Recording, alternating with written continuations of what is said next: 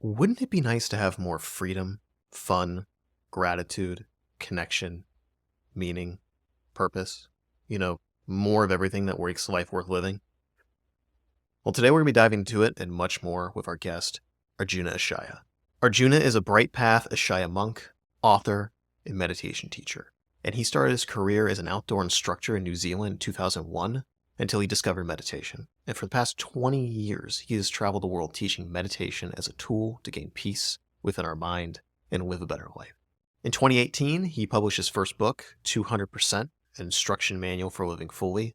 Currently, he's based in North Yorkshire, where he works as a mentor, taking his vast experience and understanding of the mind to work one-on-one with individuals to help them start or deepen their practice of meditation, awareness, and mindfulness. We dove into many topics today, including yoga and meditation as a coping mechanism for depression and addiction, the concept and dangers of chasing enlightenment, the evolution of a teacher, the relationship between mindfulness and drama, stress management for entrepreneurs, the impact of trauma on military personnel, toxic relationships, parenting, the future of society, the paradox of free will, and lots more. Shout out to our dude, Oliver Seligman, previous podcast guest, for introducing us. And little disclaimer on this one. Quality's not the greatest, and we kind of lost a couple minutes in the beginning, so kind of cuts in a little abruptly. Usual recording platform that we use we just had tons of issues with, so we had to default to Zoom. Not the greatest, but it is what it is. More than listenable. So anyway, let's dive into this one. I bring you the free, powerful Arjuna Ishaya.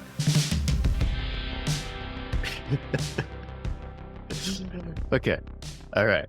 So 20 years ago, you got started because you're just like, there's got to be something more. So how was that? How was that process for you?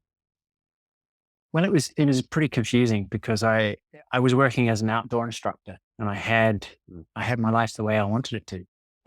I was snowboarding every single day, getting big fat discounts from the sports store I was working out of, meeting cool people, just having the time of my life. And yet, um, it didn't equal satisfaction. It didn't equal Mm. success. It was.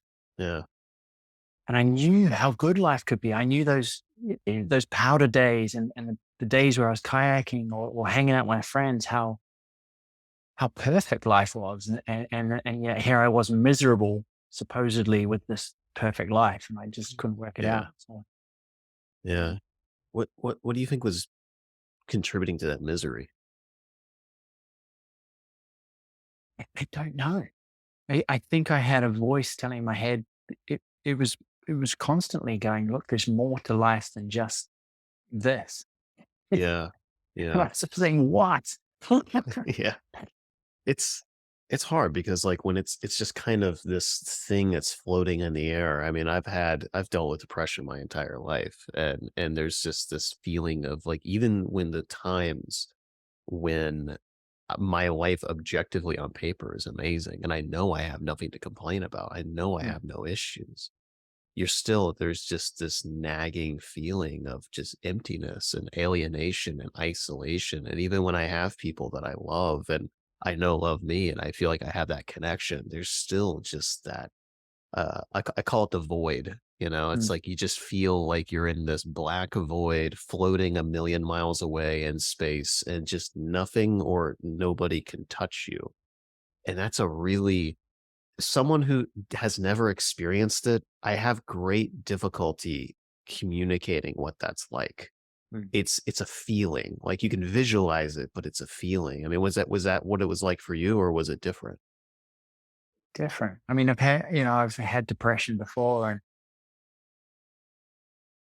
it was more of a sense of I'm I'm missing something Mm. very important, Yeah.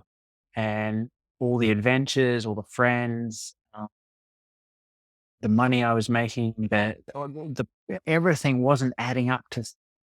I wanted more, Mhm. and yet looking around, it was that feeling of, oh man, I should be happy, but I can't be content. Yeah. Um, it What were was your coping mechanisms for that? uh, I guess I was talking to my friends a lot, and I had a local masseuse who was incredible, who was working on me, and I'd have good chats with him at the same time. Just Yeah. going, look, dude, I'm feeling lost here. What do I? He was an Mas- older guy, Massage really. slash therapist. Yeah, Yeah.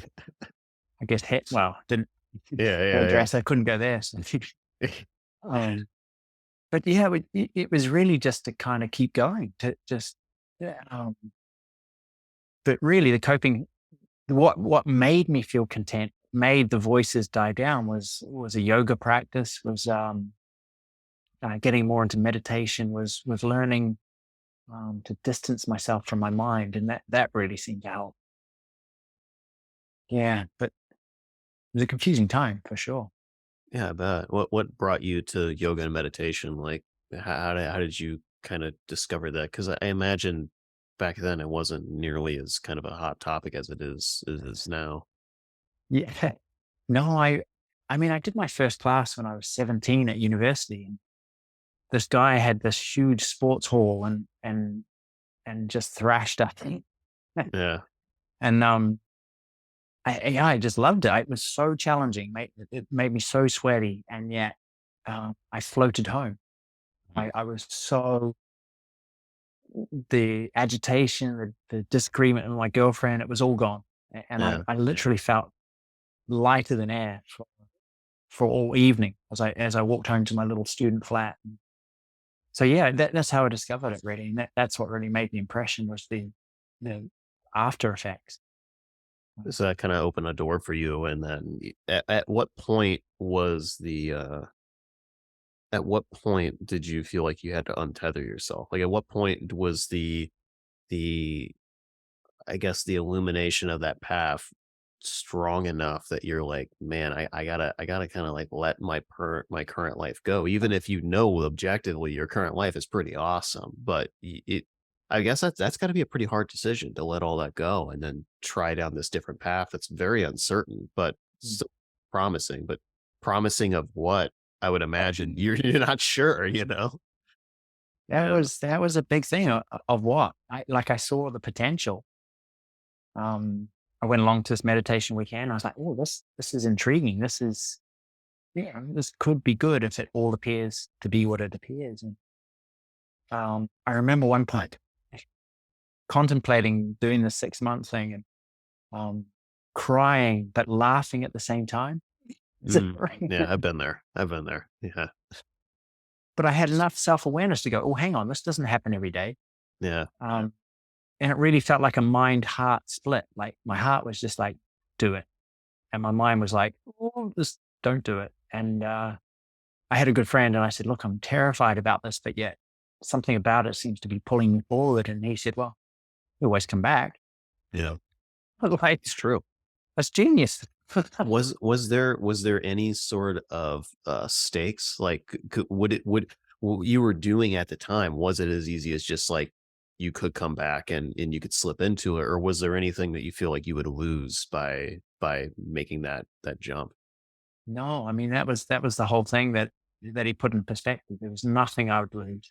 Mm. You Oh, know, I'd yeah. been working these seasonal jobs and um, working in outdoor centers here and there. And so I was used to traveling and shifting, getting new gigs, but it did feel like jumping off a cliff in many other Mm, ways. mm. So then you decided, what made you decide on the 6 month retreat? Where were you at the time? I Like, was in New Zealand, okay. South Island in New Zealand. So why why Canada? That was the place that was running these programs. Okay. I'd learned this technique called ascension, and they said, look, now that you've done the weekend, you might want to do 6 months. Yeah, yeah. I was like, So I sounds guess there pretty cool to wasn't I me. guess there wasn't really the internet was very young back then. It wasn't as easy as like, hey, is there something that's in Australia or something like that? But also it's like I would imagine you trusted this organization, you trusted the people, and it I would have to imagine that it was kind of like a pilgrimage for you. So like it being far away and a distant country probably was, I would just imagine, an attractive part of it, right? Yeah, exactly. Yeah. You know, all the confusion. what really was my coping mechanism was that, okay, at the end of the season, when I'm done with my responsibilities, I'm going to go find myself. Mm, yeah. I thought that was, as you say, a pilgrimage to India or Nepal or somewhere very spiritual. Um, but I kind of got sidetracked, and I just directed this pilgrimage to it, as you say, because I trusted these people. Yeah. So, yeah, yeah, you're right.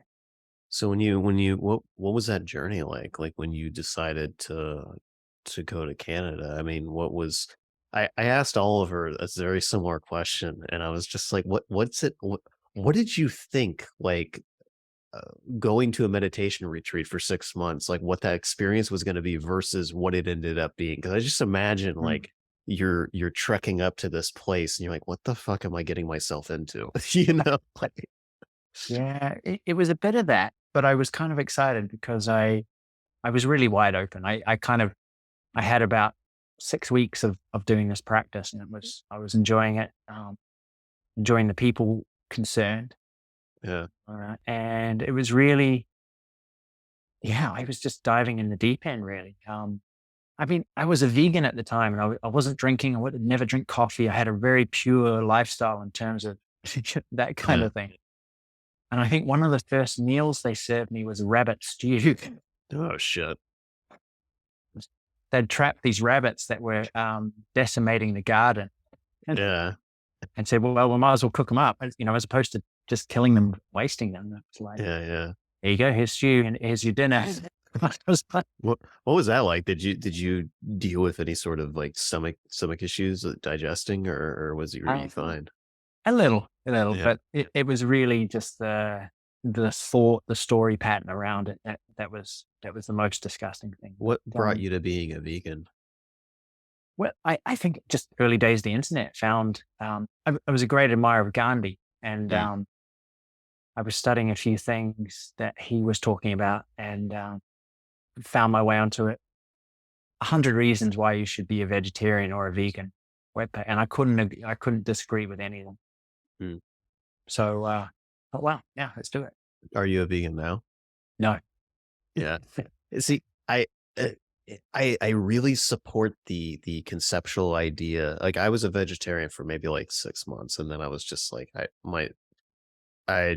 physically Mm, and just everything else, it wasn't good for me. I am a very sensitive. I deal with a lot of long-term health issues, and I was just like, this is not congruent for me. But um I really the moral aspect of it, I definitely support. I love animals to death. I've got mm, many, and but there was a really interesting a guy who's a sustainable agriculture like that's what he's an expert in that, and he made a really valid point that really shifted my thought. Is he's like, if you he's like being a vegan and a vegetarian actually kills a lot more animals. mm, I was like, huh. And he's like, if you have to do vegetation at that level and that scale for people in mass to just eat vegetables in the way that we currently do it, the process of tilling the soil and doing everything else ends up killing a significant amount of bugs, insects, mhm, shrews, moles, mice, whatever. And it's astronomically more than just like a cow or something like that. So I was just like, wow, okay, that's a whole nother way of looking at it, particularly if you're someone that values all life, bugs and insects and whatever the same way as you would look at, mm, a fox or a dog mm, or whatever. So I don't know. It's I think the point that I came to is that there is no there is no free lunch. Like you that's true. you're gonna have blood on your hands regardless. One day, maybe you could have horizontal aquaponics kind of situation in mass somehow. I don't know, but uh, yeah, I don't know. But anyway, so you were vegan and then Mm. you had this rabbit stew, and that was kind of your first being bathed into this whole subculture. What was it like? What was the first couple weeks of that transition like for you? Uh, I think I really missed being in the outdoors. I really missed, well, we were surrounded by nature, but I missed my kayak. Yeah, yeah, yeah. I thought 6 months without having been on the water or going climbing or snowboarding was a big something. But I saw devoting this time, I saw how precious it was. I saw how the highlights of my life really were when I was free of my mind, free of my emotions, and I really saw this as a possible place where I could be free, and where I could really learn those skills without interruption, without distraction, and then I could get back into all the stuff that I was temporarily retreating from. So there was a real addiction. There was a real urge to, hi, where's my kayak? Yeah, yeah, yeah. Sounds- That's the interesting thing is a lot of people that almost everybody actually that I have gotten to know that it's gotten heavily into meditation, myself included. I mean, I'm still a novice compared to you, but I've been meditating for probably, I don't know exactly, but probably like a decade now. Wow. I go in and out of how serious I am with it. I try to do it once a day. With all the traveling lately, I definitely have not been doing it daily, which is a shame because I should prioritize it above all else. And I go through periods where I'm more or less diligent on that. I try to get back on the horse nonetheless and be a little kinder to myself. But still, the reoccurring theme is a lot of people that tend to be drawn to that and really immerse themselves in it tend to be very type A and have Uh-huh. very addictive personalities. And it's almost like they seek out the antidote to that. So I wonder how much of that is just kind of self-selection in a way, because I feel Mm. like at least in the West, this is not something, I think like in a lot of Eastern cultures, this is something that's much more normalized, but it seems like and this is increasingly changing in the West, which I'm very much so a fan of, and for better or for worse, whatever one feels of like apps like Headspace and whatever else, they are introducing this to a larger audience, which I think is a net positive. Mm. Um, but still, it seems like it's sought out actively by people that like are have a problem throttling, and I'm definitely one of those people. My default is go, go, go. And the last, I would say 4 or 5 years of my life have definitely, I don't know, more than that, 6, 7 years now, 6 years or so, has been really trying to temper that and Mm. bring that down. Yeah. And for me, it's layers. Every single time I feel like, oh, I'm a little more enlightened, it's like all it takes, dude, all it takes is just one unexpected shift in my life. And then I'm back to like, monkey mind. And then I got to get myself out of it. So, Yeah. what Yeah. do you feel how would you describe yourself before you got into this? Would it be very kind of like driven? 'Cause I know how it was with Oliver when we Mm. talked. Like, he was very adventure junkie like myself and constantly trying to fill the void with stimulation because he just had a very active mind. Was that how it Yeah. was for you? Yeah. Now you bring that, yeah, probably. Now Yeah. that you mention it, I mean, the absolutely. kayaking, that seems definitely. Yeah, adrenaline, adventure. I mean, I'm assuming if you're going down different paths, you're constantly seeing new things, and even if you're going down similar paths, the weather conditions are different. The Oh, yeah. the the water, the level is different, so that creates different things. So I mean, it's always something new, Yeah. Yeah. stimulating. You're immersed in it. Yeah. Yeah. So There you was didn't have that. no, it didn't have, I mean, that was cold turkey. Yeah. Yeah. I think now you're talking about it, one of the things, it was constantly wanting to test myself, to experience new things or more things. And so it wasn't, I mean, Oliver was a broker, so he was involved in that corporate kind of ladder, Yeah. and all that entails. But for me, it was, how far can I take it before I break? Yeah. Yeah. Yeah. And really, I saw it as mentally emotional and testing and adventure and putting myself out of my comfort zone. And so, yeah, very driven, I would say, in that kind of aspect.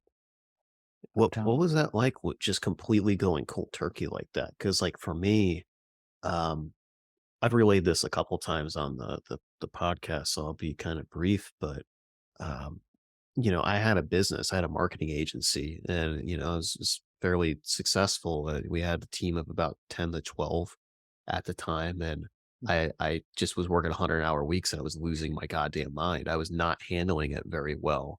And a lot of that has to do with I was very young. I was like 24, 25 at Wow. the time, something like that. I don't know. I Mm, just wasn't uh, really I didn't have the foundation to really handle that kind of mm. stress.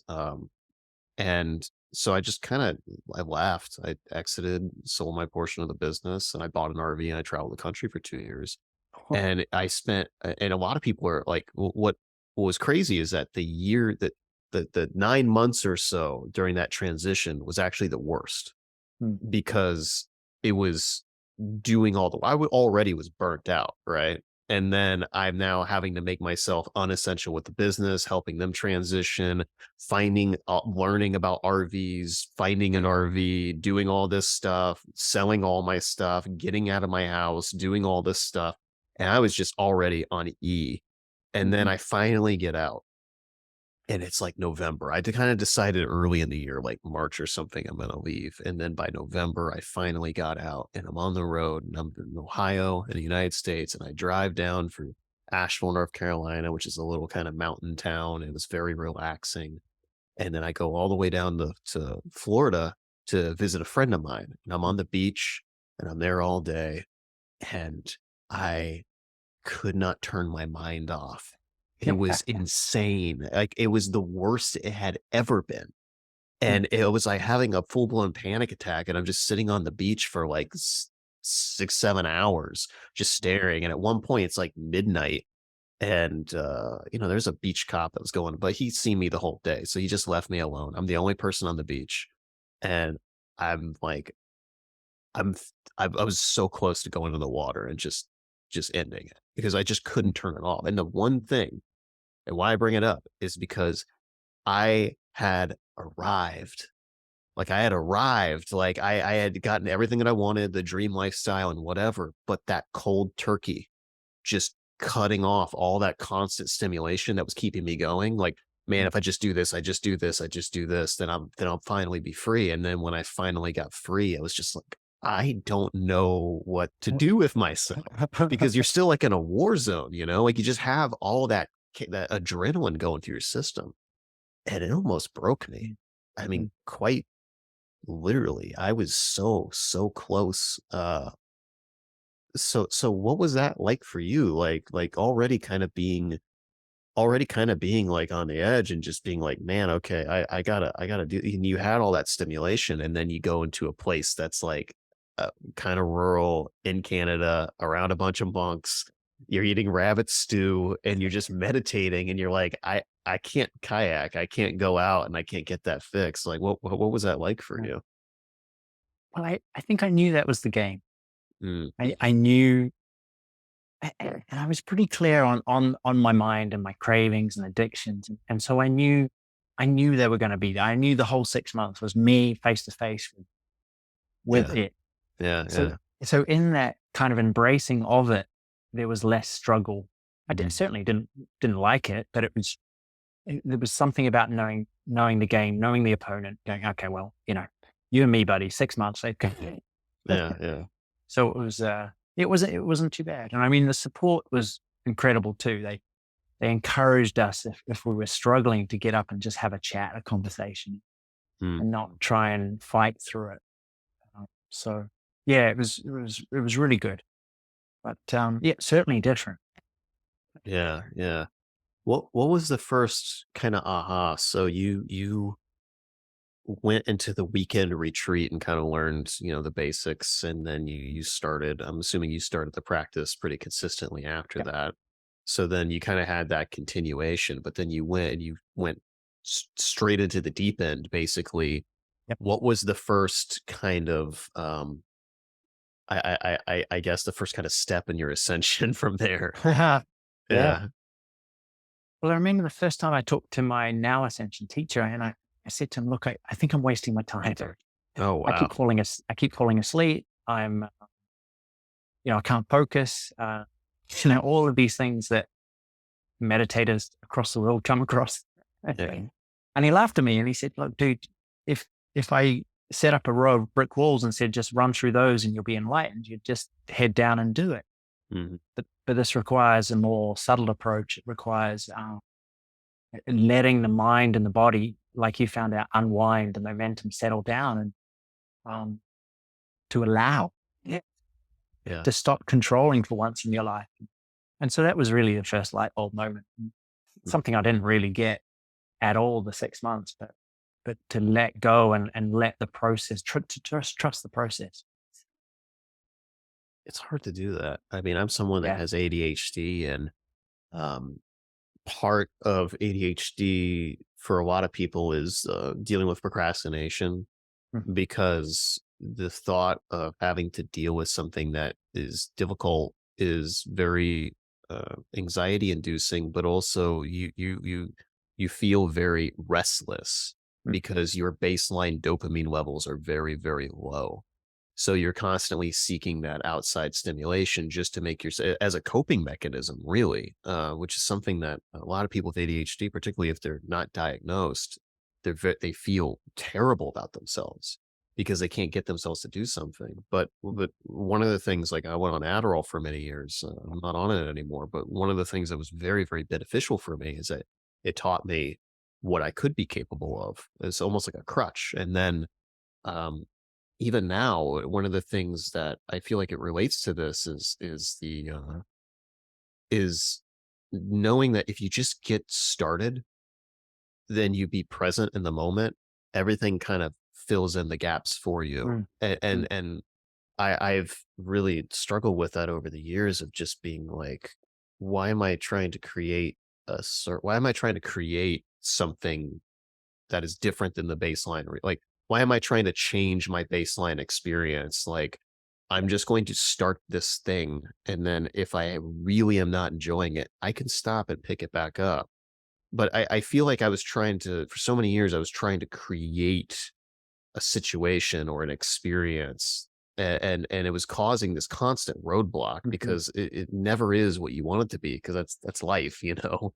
So, um, it reminds me of Bourdain, when in the documentary about his life, this one person had a quote, like, he was always running to get into a shot, and then he was always running to get out of a shot. Like, he was just he couldn't be still, you know, and I Uh-huh. think about that a lot. So that was kind of your a big aha for you, was just really being present in Mm. the moment. Yeah. Um, were there any other, like, major takeaways during that 6 months for you? Well, I think what you just said so perceptively was the lack of glamour. I kind of expected an LSD trip. I kind of expected this overwhelming sensory bliss, love thing. Yeah, yeah, yeah. And the reality of being present was much more subtle and simple for me. I don't know, maybe that's the way I'm hardwired, but very matter of fact, natural, crystal clear, very, very open, very aware, but no fireworks, and there were some people there having the glamour, what I wanted. And so there was this tension of like, well, what am I doing wrong? What do I have to do to get that? What she's having? And so I guess that was another light bulb moment, was not, as you said, not trying to create, or not trying to be someone I'm not trying to Yeah. create an experience that's not here. And I think that's refined over the 20 years I've been doing this, is realizing how important that kind of contentment is, that kind of acceptance. Because, as you say, everybody's running from themselves or running from something or towards something, but never appreciating this. Yeah. Do you think that what those other people were experiencing, that were kinda having that glamour, blissfulness, do you think that that was not that they were not that they were being insincere, but do you think Mm. they were kinda deluding themselves, or do you think that that was legitimate? Because there was one story that was, I think Sam Harris, or a guest that he had on, relayed this, is that there was this kind of meditation guru at somewhere up in Nepal or something like that, who is supposedly enlightened or whatever, and they just didn't think. And then they had, at one point, I forget the specifics of the story, but they kind of made a misstep and kind of showed to everybody that that wasn't the case. Uh-huh. And they were, and so he was just like, oh, okay, even this person who's supposed to be enlightened is still putting on this image. Huh. And there, and so I'm like, how much of that do you, so do you take them at face value that that was real, or do you think that was either a conscious or subconscious kind of exaggeration? Mm. Probably both. Yeah.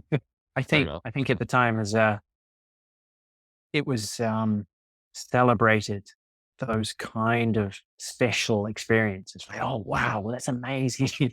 Yeah, yeah, And so unconsciously, semi-consciously, people would kind of either exaggerate or seek them out.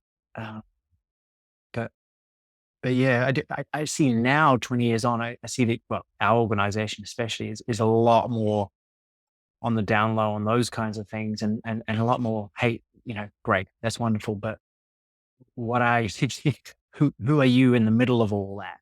yeah, yeah, Um, because, experiences, emotions, thoughts, they all come and go. And even the wow stuff comes and goes. And it's really, who are you? Who is the experiencer of those things? yeah, So, yeah. yeah. I definitely find that um, I definitely find that there is like that disconnect of constantly. I think it comes back down to one of the things that I've realized for myself is this glorification in the West of, the big experiences. Yeah. We're gonna have a big, big birthday party, a big sweet 16, a big college graduation. Oh, we're gonna get married, and it's this big spectacle. It's like I'm gonna get married soon, and it's like we're talking about just having people over our Mm, house, and just keeping it really simple. Like I don't understand. I really don't understand like creating this big epic thing, but mm, socially. But then in my own life, it's like you want to have these exaggerative chapters and whatever. And it seems to me, to your case, like that transfers over when people are trying to be more mindful, or they're getting into yoga, or they're getting whatever. It's like they want the analog to that, mhm, this big spiritual enlightenment or something like that. And I definitely think that was the case for me. I would think I was expecting, yeah, to have some sort of crazy nirvana, Buddha like epiphany or something, and that has not been the case at all. I no, do think I had a massive epiphany the first time that I legitimately feel like I just had no thoughts, mhm, and that probably lasted like 5 seconds. But yeah, I tasted it, and I was like, mhm, "Oh shit, okay, I this is just like, the door was like minorly cracked open, but I kind of began to understood when people talked about enlightenment, yeah, what that was like, just the most baseline fundamental understanding. But I'm like, okay, now I'm starting to understand where this is, because it was a very confusing concept to me. It mm, feels like it's like a gated thing that, like, only these sage, gurus that I don't know where they come from, obtain, as some sort of thing. yeah, yeah. I liken it to surfing. If you've ever been surfing, I haven't. it's the most I addictive thing should. in the world. I don't Because know if I need to experience that then. you stand up and you're up for 5 seconds, a- and it's enough to keep you going and going and going forever. I think, Yeah. that effortless, weightless glide is like, yes. Yeah. And I I feel like maybe I that's would the when I do correlation. that. I need to learn how to swim first. I don't know how to It might never help. I You would learn how not to be good. float. Yeah, learn how to float first. That's that's pretty apt. But that's So why I love working with like really focused people who want more, is because I love how real they are, how practical. It's like, how can I take a spiritual experience and make that the foundation for a practical life where I can make a difference. mm, I mean, so many of the people who are having these glamorous, wow, spiritual stuff. I'm just saying, what kind of impact can you have on somebody else? mm. Um, for me, if you can't conversate, you can't relate, then you can't connect, and it just doesn't work. So, When did that When did that start for you? Like you going through your own journey, and so you did the 6 months, and at what point did you begin to be like, okay, I think I need to help other people? Mm. Well, it was encouraged in the 6 months saying, look, we're going to teach you how to be a teacher, and you're a teacher, but it's the the experience of going out and helping people that really helps yourself. Mm, I mean, I can't remember who said it. If you want to understand or learn, teach, yeah, yeah. and it was very true. Um, but I think in terms of presenting an image as well, that was the most valuable learning. Was I don't want to do that. I want to be as authentic and real and connected with people as I can. And if I'm trying to be someone I'm not, I can't do that.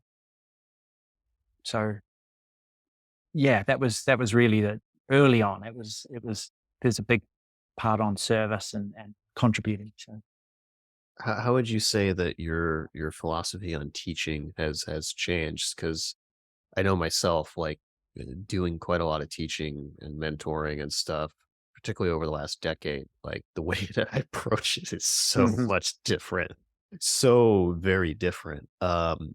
What how were you? How would you describe yourself in retrospect, like as a teacher when you first started versus kind of what you evolved into?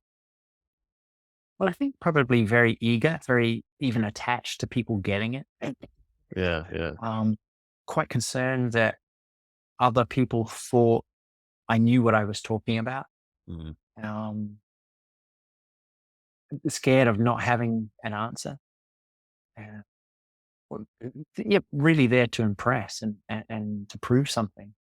So yeah, just being a teacher, so to speak, and guiding, showing, mentoring people is, I think, incredible, especially if you're aware for all those tendencies. Yeah, so it's more self-centered rather than being present with the other person and helping them on their journey. Yeah, yeah, Yeah. precisely. Yeah, and learning to ask better questions and drawing things from people rather than trying to be the big cheese. Yeah. So you did the 6 months. What you come out of this, what was your mindset when you kind of finished that first 6 months? um, well, I felt like a newborn. So it felt like, oh God, Yeah, yeah. kind of excited on trying to take this retreat experience and converting it into real life with all the demands of paying bills and relationships and and all of that stuff. So That's when it really begins. yeah, Yeah. exactly. Yeah. Yeah, I went through that when I took those 2 years off, and I just kinda traveled in the RV. I felt, like, enlightened, and I was just like, Mhm. "Oh," because you get to see everything from, in a vacuum, Mm. without all this external stuff. All I had to do was I had enough money set aside where all I had to do was just travel and do whatever the hell I want, and within reason. So it's just like I didn't have to worry about anything. I didn't have to worry about clients or Mhm. any of this other stuff. It was just adventure and do whatever I want. And I just kind of felt in this enlightenment because I was very present in the moment, Mm. and I didn't care when I would talk with people. I was just myself because there were no stakes. Literally, I'm leaving this coffee shop and I'm leaving this town. I will never talk to this person likely again. And even if I pass them, somehow, like 10 years, I'm not gonna know it's them. Uh-huh. So it's just like it doesn't matter. But then, but then you go back and you're like, I'm gonna start, taking clients on again. I'm gonna have a house. I'm gonna do all this other stuff. It's just like you very quickly realize that uh there's layers Mhm. and you are only on like the next step, but you thought you were like 10 levels higher. So it's just like it was a rude awakening for me. What was that process like for you? Like recalibrating, I guess, Uh, readjusting. well, and I think the first thing was because I had done I mean, I did a little bit of yoga every day, kind of stay, got for gentle walks, but just being physically active was quite a big step. Um, but yeah, everything you say is really the applying of what I'd learned to when there's pressure, when there's stakes, when if the bill comes in, it doesn't get paid, then It's on me. Yeah, So, yeah. but I really appreciate that now. People say, well, aren't you a monk? Why are you involved in money and in a relationship with a family? I'm like, well, because that's where I learn the most. Mm, But I mean, one of the things they did in the retreat so well was say, look, this is you. You are responsible for your reactions and responses to all of this stuff. And that's the very first thing you can change or control to a certain extent is how you react. Now, mm, if there's no stakes, it's easy not to react, like you yeah. say. But as you coming from the outdoors, as you up the stakes, as you up the consequences, then the reaction becomes so much more real and testable. Mm. So, yeah, there's plenty of falling on my face, and then just going, "Whoops, that didn't work. Let's try again." Um, What and was still that. what was an example of that? Um, well, I think just learning to cope with money because I'd always had an employer, and now it seemed I was self-employed with a group of fellow teachers, but it was us. And so there was a lot of anxiety about where the next money was coming from, and that kind of thing on my behalf. And so it was learning that whole thing of moving forward, but with trust, Yeah. and seeing how anxiety didn't help at all, that it destroyed me. So it was really good. Again, another great exercise or game to have a different present moment relationship with money, but everything money represents, like supporting myself, keeping myself off the street, because that Yeah. was the fear that I was going to end up in a cardboard box with, just my pants. And And it almost never comes down to that. I mean, no, I grew up in a family of small businesses. So it's like my dad has a tree service. My mom had a cleaning company. So the feast and famine and the up and down was something I was very used to. And mm, I've pretty much been, freelancing or having a business, my entire life. And so I'm kind of callous to it, but still it's always there. As someone who's naturally very anxious, I've got, I deal with anxiety pretty heavily.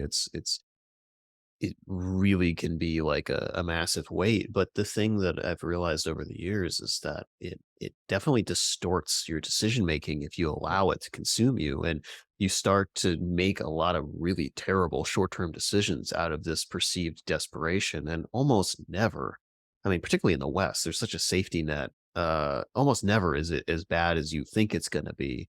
And mm, I mean, you start getting really desperate, and it reminds me. Have you ever seen Glengarry Glen Ross? It just management Jack Lemon's characters, just like at this client's door in the middle of the night. It's storming, and he's so desperate to make this sale, and like it's pure desperation, like a hungry rat. It's just uh-huh, like it's I don't know. I mean, the biggest things I regret in my professional career are definitely when I felt like I did things out of desperation, and it didn't feel authentic to myself. yeah, And I those are the only things I really regret. And it really distorts things. And I've just learned to, yeah, trust mm, and be mindful and try to make the right decisions that I'm not gonna regret. yeah, And that feel authentic to myself. I think that's the mm, biggest thing. That's not so much the regret. It's like being authentic to myself. yeah, And yeah. Me too. yeah. So you started that transition, and you had some bumps along the road. But what was Mm, kind of the next step on your journey as you started being a professional teacher? mm. Well, I guess it was really kind of creating the kind of team around me that I wanted. Yeah. Mm, It was because we all had different skills, and I didn't really appreciate, I'd worked in plenty of teams in the outdoors, but I didn't really appreciate that, um, how different people would be sort of in a business, promoting, marketing, all of these things that you're thrown into when you're self-employed. yeah. I didn't quite realize how motivated some people were and how terrified and run and hide some people were. So it was a really interesting a crash course in business. And I think if anything, I would have got outside advice sooner, to there's experts in marketing or business structure because they know what works. And Mhm. I thought I thought we could work it out by ourselves, and it's far Um, quicker to ask the that's experts. I'm a professional consultant right now, so But it's like, yeah, there's a lot of times where I'm just like, just hire somebody. You literally spent the last month banging your head against the wall. You could have just paid somebody for, you know, $600 for 3 hours of their time and been done with it. It's like, yeah, just do the do the thing. So I hear you, but it's ironic because when I was younger, I didn't want to do that myself. mhm, So it's just like mhm, completely come full circle. yeah. So yeah. So what did you enjoy it? Did you enjoy like running a business essentially? I do now. Like before, it was such a learning process, and wrapped up in so much fear and constriction around money that. But now I really do. Now I feel a lot more mature, and as you say, making decisions that feel good to me, and yeah, a win for me and a win for other people rather than anything else. So, Did you feel um, like when you were younger and first starting out that you were making decisions that were inauthentic to yourself? I think so. Yeah, I think there's a few times I can remember, especially with marketing and things, where I would just sort of copy and paste, and I didn't really consider whether this was me or my flavor, or or how it might be received. How No, absolutely, yeah. um, and so just that sort of sense that there's so many experts out there, and you don't really know how expert they are. Do you think? Everyone in my industry, basically. Every single life coach, business coach, consultant. Yeah. Unless there was a dude that was a 19-year-old. I'm not trying to be ageist because I've had a lot of experience for somebody my age. So, and a lot of Mhm. people look at me. I look younger than I am. So a lot of people look at me and they're like, what the fuck are you going to be able to teach me? But I've been doing this for a very long time. And I've worked with a lot of people, but still there was a 19-year-old like life coach that I saw. And I'm like, Mhm. dude, so it's just like, it takes all kinds, but yeah, for Mhm. sure. Yeah, I don't, yeah. So you, that is a big issue is finding your voice, Yeah, you know? yeah. At what point did you feel like you started to really cultivate your voice? Well, I think probably in the last, it's been ongoing, but I think I've really stepped into things in the last 5 years. Mm, Um, yeah, in 8 years maybe, but it's really been in terms of everything that I've been doing, of how I show up in the world. I have a praise, nothing to prove, nothing to hide, no one to impress. And mm, and it's a good one. when I'm really present, that's the end result. Really, and everything I do from there feels good. I don't know if that makes good business sense or good teaching sense, but it seems, especially when I'm teaching, it's people seem to relate to that. Mm, Like they can drop their masks and images and self editing and self management, and just go, oh, okay, I yeah. can let go here because it seems like this guy is. I think like, Gandhi once said, be the change you wish to see in the world. And I think when we relax in ourselves, and when we become more authentic in ourselves, it naturally speaks a language that allows everybody around us to do the same. So, It's um, infectious. Yeah. yeah, but I think continually learning and that trying to present an image or trying to push across an agenda never works. As you say, it gets a bit desperate Yeah. in whatever we're doing. And so these attachments, these desperation, these cravings, all the stuff affects how we're felt by other people. So Yeah. yeah, learning to trust myself. What was the biggest mm, hurdle to learning to trust yourself? Well, I think I always felt like I would look at the senior teachers and what they were doing, especially, and go, oh, I need to be like that. I need to be like him, or even to the degree I'd start imitating them.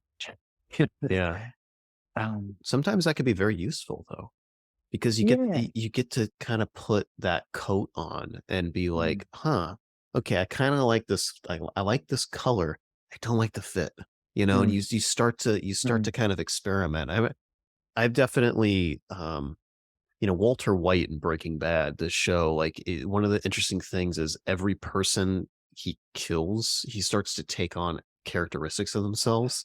And Yeah. I always thought that was interesting. And I remember there was a character, the Mike, the one. Did you ever watch Breaking Bad?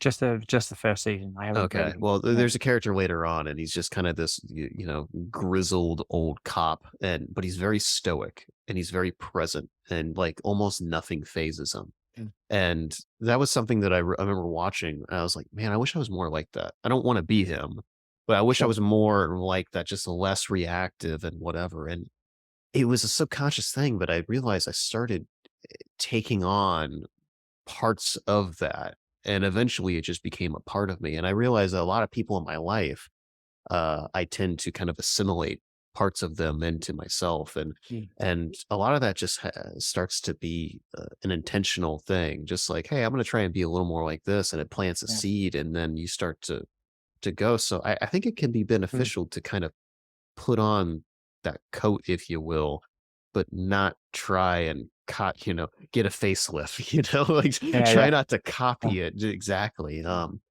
But but but that can definitely be an issue if you're trying to make that your entire identity. I know it's oh, so many of the business coaches and life coaches, they watch a Tony Robbins yeah. seminar, and, and They're all no in. hate to Tony Robbins, because I think he's being authentic to himself.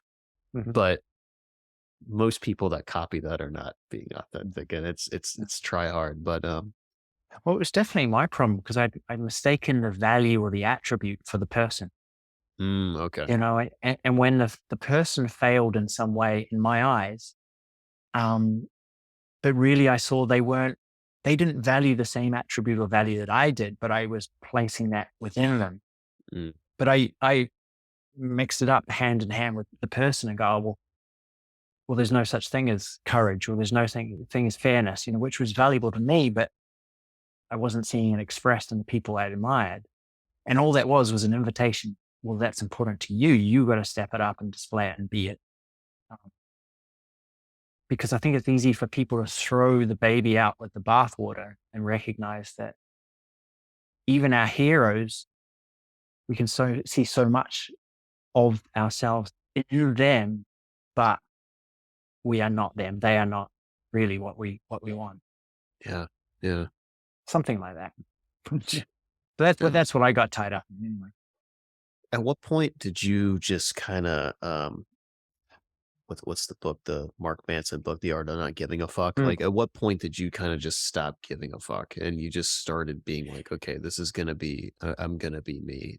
Because what I've learned for myself is, like, I my timeline's really interesting, where it's just like I had the business and I was an anxious mess and I wasn't authentic. I was authentic when I got to really know people, but I had so much social anxiety I couldn't like be myself in yeah, public. So a lot of people just thought I was an asshole because I yeah, just was very standoffish, but they thought I was just like a dick, but really I just had an overwhelming amount of anxiety. mm, But I meant well. And then I go on the road and I just lose all of that social anxiety because there's no stakes. I come back, I start consulting. I'm very real with people, but like one on one, super real with people. But outwardly to the world, I'm still kind of self conscious about how I'm going to, display myself, right? mm, The next phase was letting that go. And then the final phase, which I feel like I'm in now, and not my final phase up until now, I'm going to have continuous chapters, but it's it being comfortable in public, creating content like this and just mm, exposing everything. I mean, yeah, I've talked about suicide attempts. I've talked about mm, anything and everything, and I will talk about anything as long as it's not, you know, my friends and my family's lives, yeah, but anything for me, I will talk about. And I don't know what the next, I don't know what the next, unlayering of that. I don't know what else I could share, but I'm sure it'll be something. But it's interesting to kind of go back in retrospect and see mm, those chapters, which at the time I didn't see those chapters. So what was like that for you? Because it seems like you definitely have been shedding a lot Mm, of external layers and just becoming more and more your authentic self. mhm. So what was that next layer where you're a teacher, you're learning how to run a business and have clients basically, even if you don't view it that way, that is what they are. Yeah. Um, and then now you're trying on all these kind of different flavors of how you could interface with the world. And then I'm assuming there had to be some sort of transition where you're just like, oh, I'm gonna start. I think I know. I'm beginning to know who I really am with other people. As what was that? What Mm. was there a big aha moment? Was there something that created that, or was it just a slow accumulation over time? Yeah, I think it was a slow accumulation of both, of knowing how free I could be in the present moment, and then knowing how brutal and self-critical my head could be when I got lost in it. Yeah, yeah. Um, and I think the more I said being present and attentive and alive to the moment, the less that self-critical voice, the more it just died, the less momentum it gathered. Um, I remember I was introducing someone into a hall of about 500 people, and I felt like I really messed it up. Yeah, that kind of scene where you're in front of 500 people and just Uh, b- I've been there. ba ba ba ba ba. Yeah. You just like, what the fuck did I just say for the last 30 seconds? And you're like, oh shit. And you're looking around like in horror or looking at people's facial reactions to gauge how bad you're fucking up. Yeah, And yeah, then you're like, oh shit, what was I saying? Like yeah, yeah, it's bad. I've been there. Yeah. yeah. Yeah. But the lashback, the internal lashback on that was so intense, and it was really good because it was like, okay, this is important. I'm going to keep putting myself in situations like that, and maybe I'll do more practice or preparation, but I want to overcome this. This is a serious handbrake. Mhm. But it was that kind of sick feeling in my stomach that I couldn't look people in the eye because I thought they knew I was an idiot, and yet this determination go, okay, this has got to end. This is not something to run away from. I'm just gonna keep going. So I think moments like that where I'm just like, oh, all right. Yeah. um, Yeah, there was a conference that I did in 2019 in Austin. Actually, right, I mean, only a couple months before the pandemic mm, started, and that was the last one that I did. And at the time, I definitely was pretty free, like but I noticed I had just overwhelming anxiety about it, and I did it, and and everyone told me I did a pretty good job, but I just remember feeling so much stress mm, for reasons I'm still not even really entirely sure of, because there were no stakes. And it was actually a small, pretty intimate conference. Now, some of the people that were there were pretty big hitters, but mm. like I think I was sitting next to like the founder at North Face, so like it was Oh just like wow. yeah, so there was like some pretty serious people there, but still like like it wasn't it wasn't like 500 people in the audience, so that Mm, helps me. Less people helps me, but I just remember just being so stressed, and then afterwards I was just like, why the fuck was I like?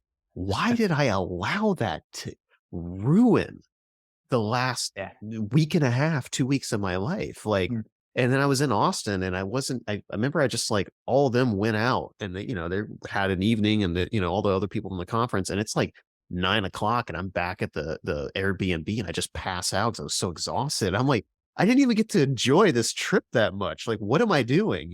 So it's yeah. just like I've been there where you just have that moment where you're just like, man, enough is enough. Yeah. So how did you go about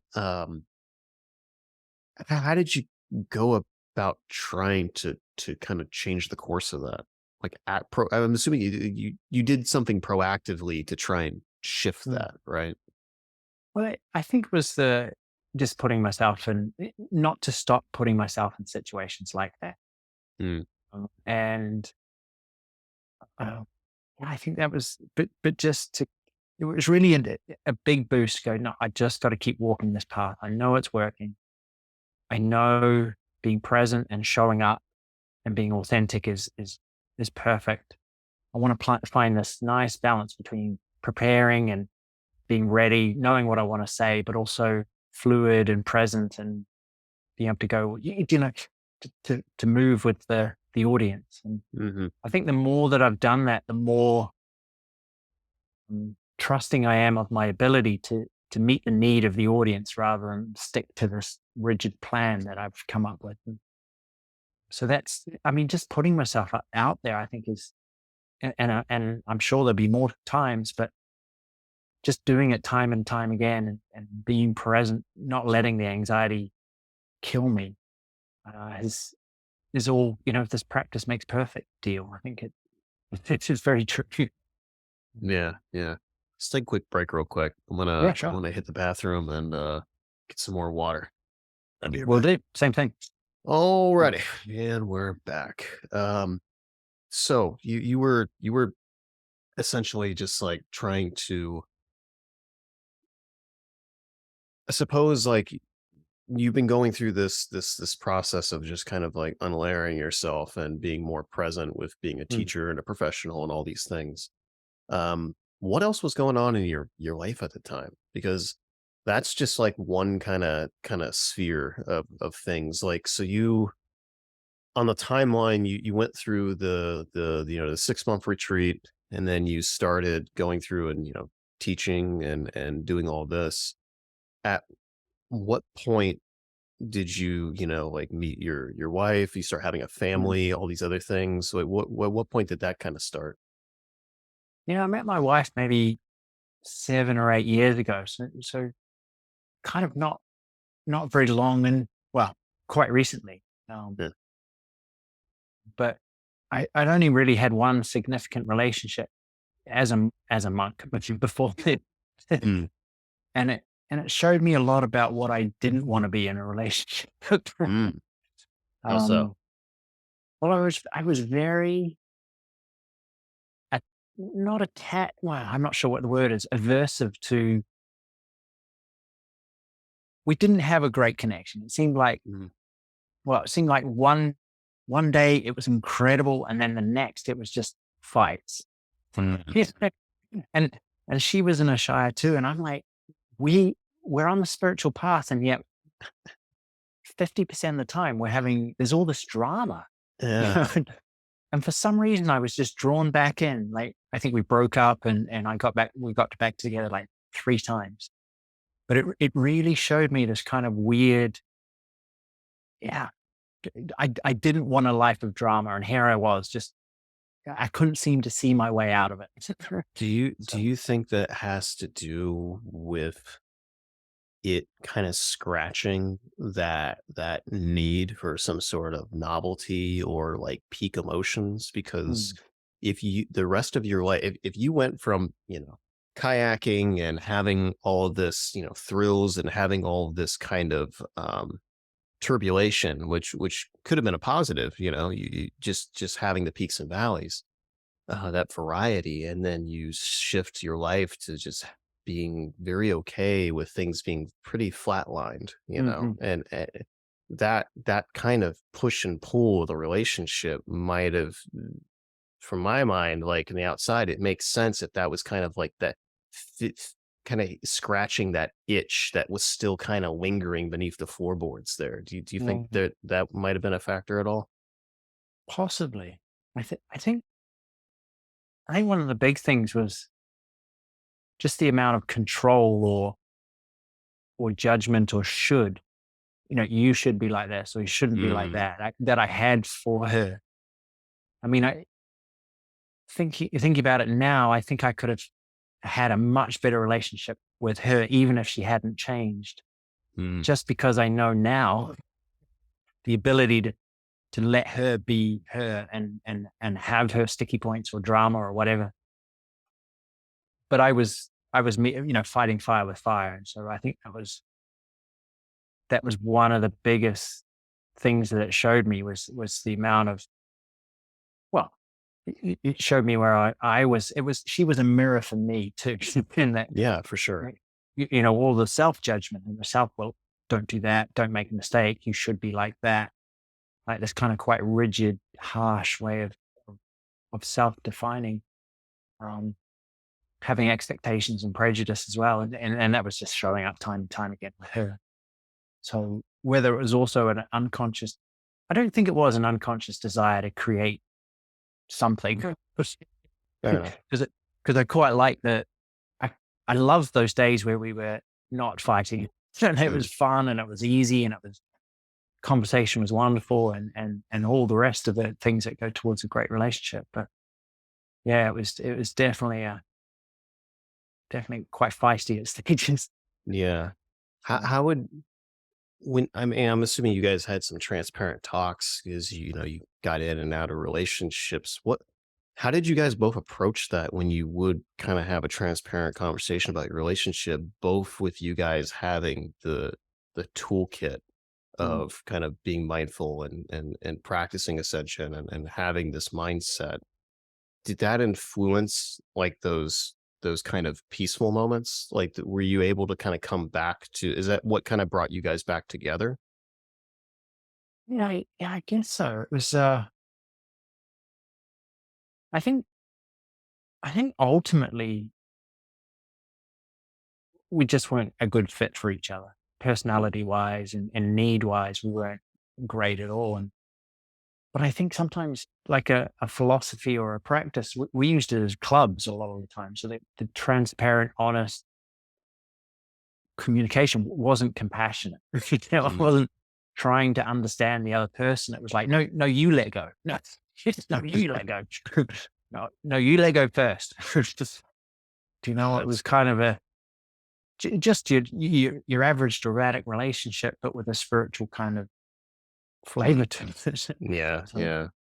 I see that happen a lot with some of the people that I've known and also just observed down in Asheville.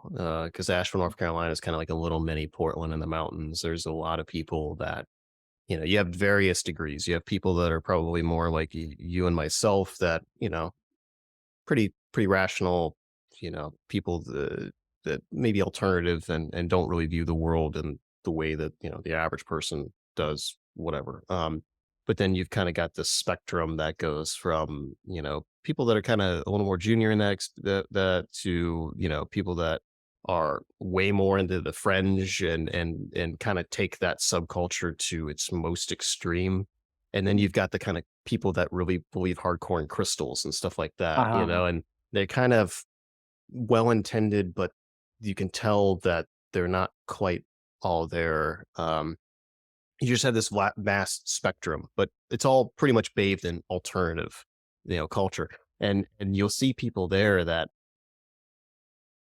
you can tell are kind of on various degrees on that spectrum and also various degrees on their own journey. And they'll get together and it's very attractive at first because they're just like, oh, okay, you understand me. But then again, like you're saying, they kind of use that against each other and they think that their kind of enlightenedness gives them uh, I guess a more accurate or objective view on things. And from the outside, you're like, you're both crazy. Like, yeah, you're both toxic, Um, yeah, well so put. Yeah. yeah, it's kind of interesting to see that. I think that often that can give you a false lens, I guess, of accuracy.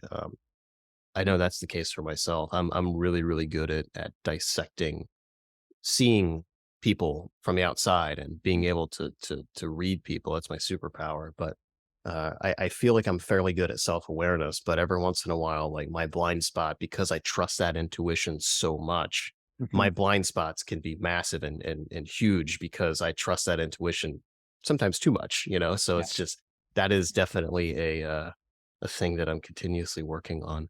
So you got out of this relationship, and then what was your mindset after you got out of that relationship? Were you like, were you processing how you interface with other people like intimately? Did you desire to get back into another relationship, or was it just something that you wanted to focus more on yourself? Yeah.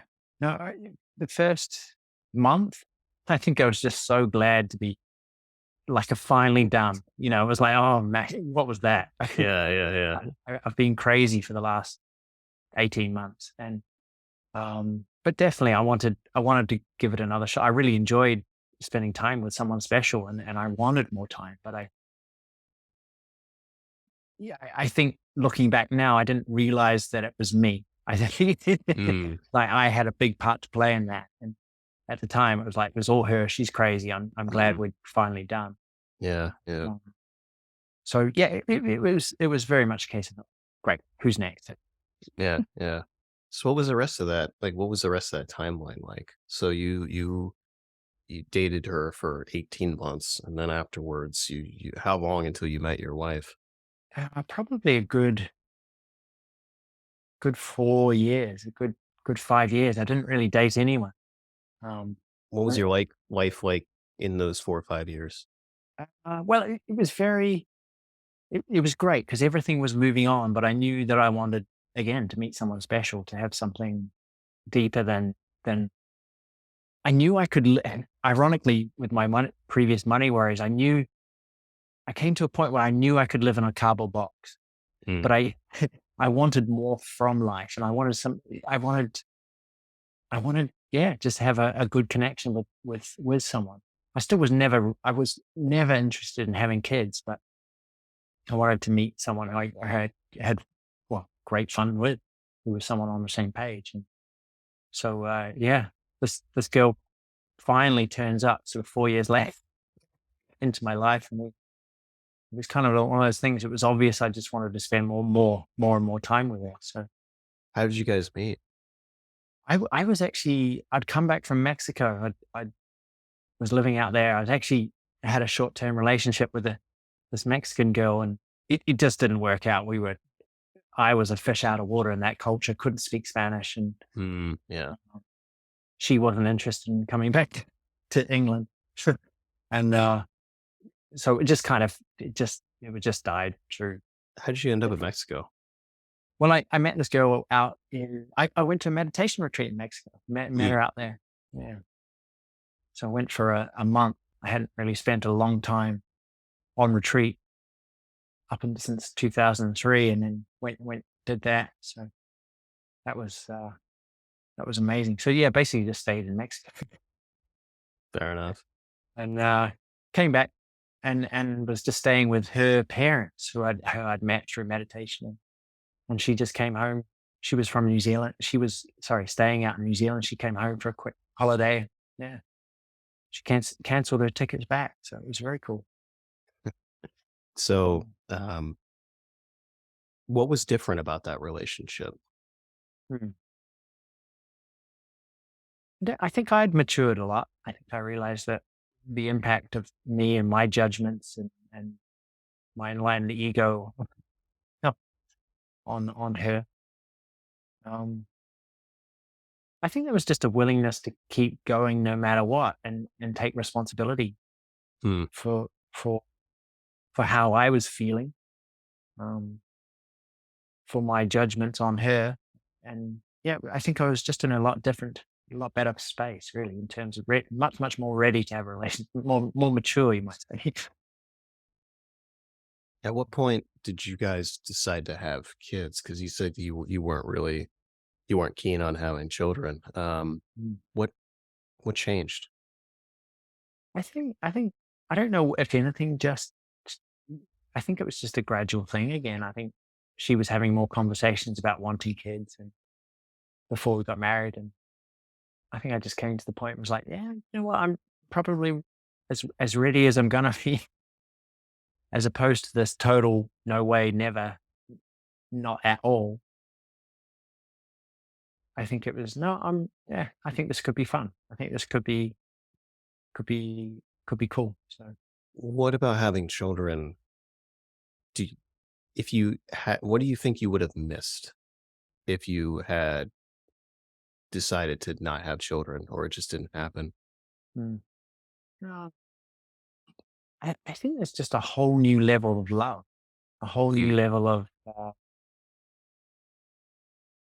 like when I go away, and I never used to have this, but when I even take a week away, I'm really looking forward to coming home. You know, and it was really when I was sort of the lone wolf, it was, I'm happy to hang my hat anywhere, and I'm still like that. But there's this, oh, I'm excited to see these guys again. yeah. Um, I think I would have missed, again, a deeper appreciation of how a range of people work. Because when these kids were born, I had the idea of, right, okay, I'm gonna slap my imprint upon them, and they were fully formed, man. They were Yeah, yeah, tiny, but um, personality complete. And just working with that,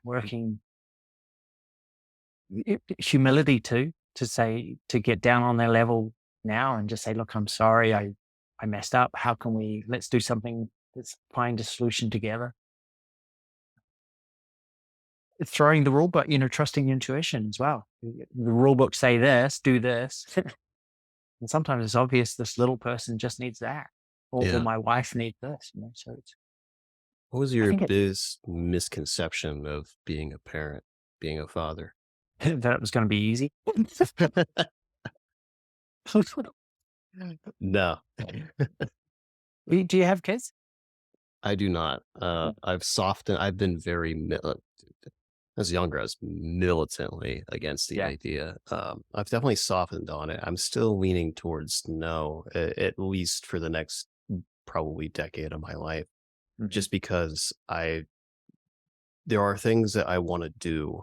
And I grew up having a very conflicted relationship with my father. Mm. And I wouldn't I know me, and I do best when I focus really deep dive into one thing. Mhm. Um, or at least one major thing. I Yeah, usually yeah. have other things that I'm doing, but and I feel like for the next decade, I really need to spend time on a certain path. And Mhm. I feel like what I don't want to do is do what happened with me, where I feel like there's compromise, and then the kid grows up either feeling that kind of guiltiness, Yeah.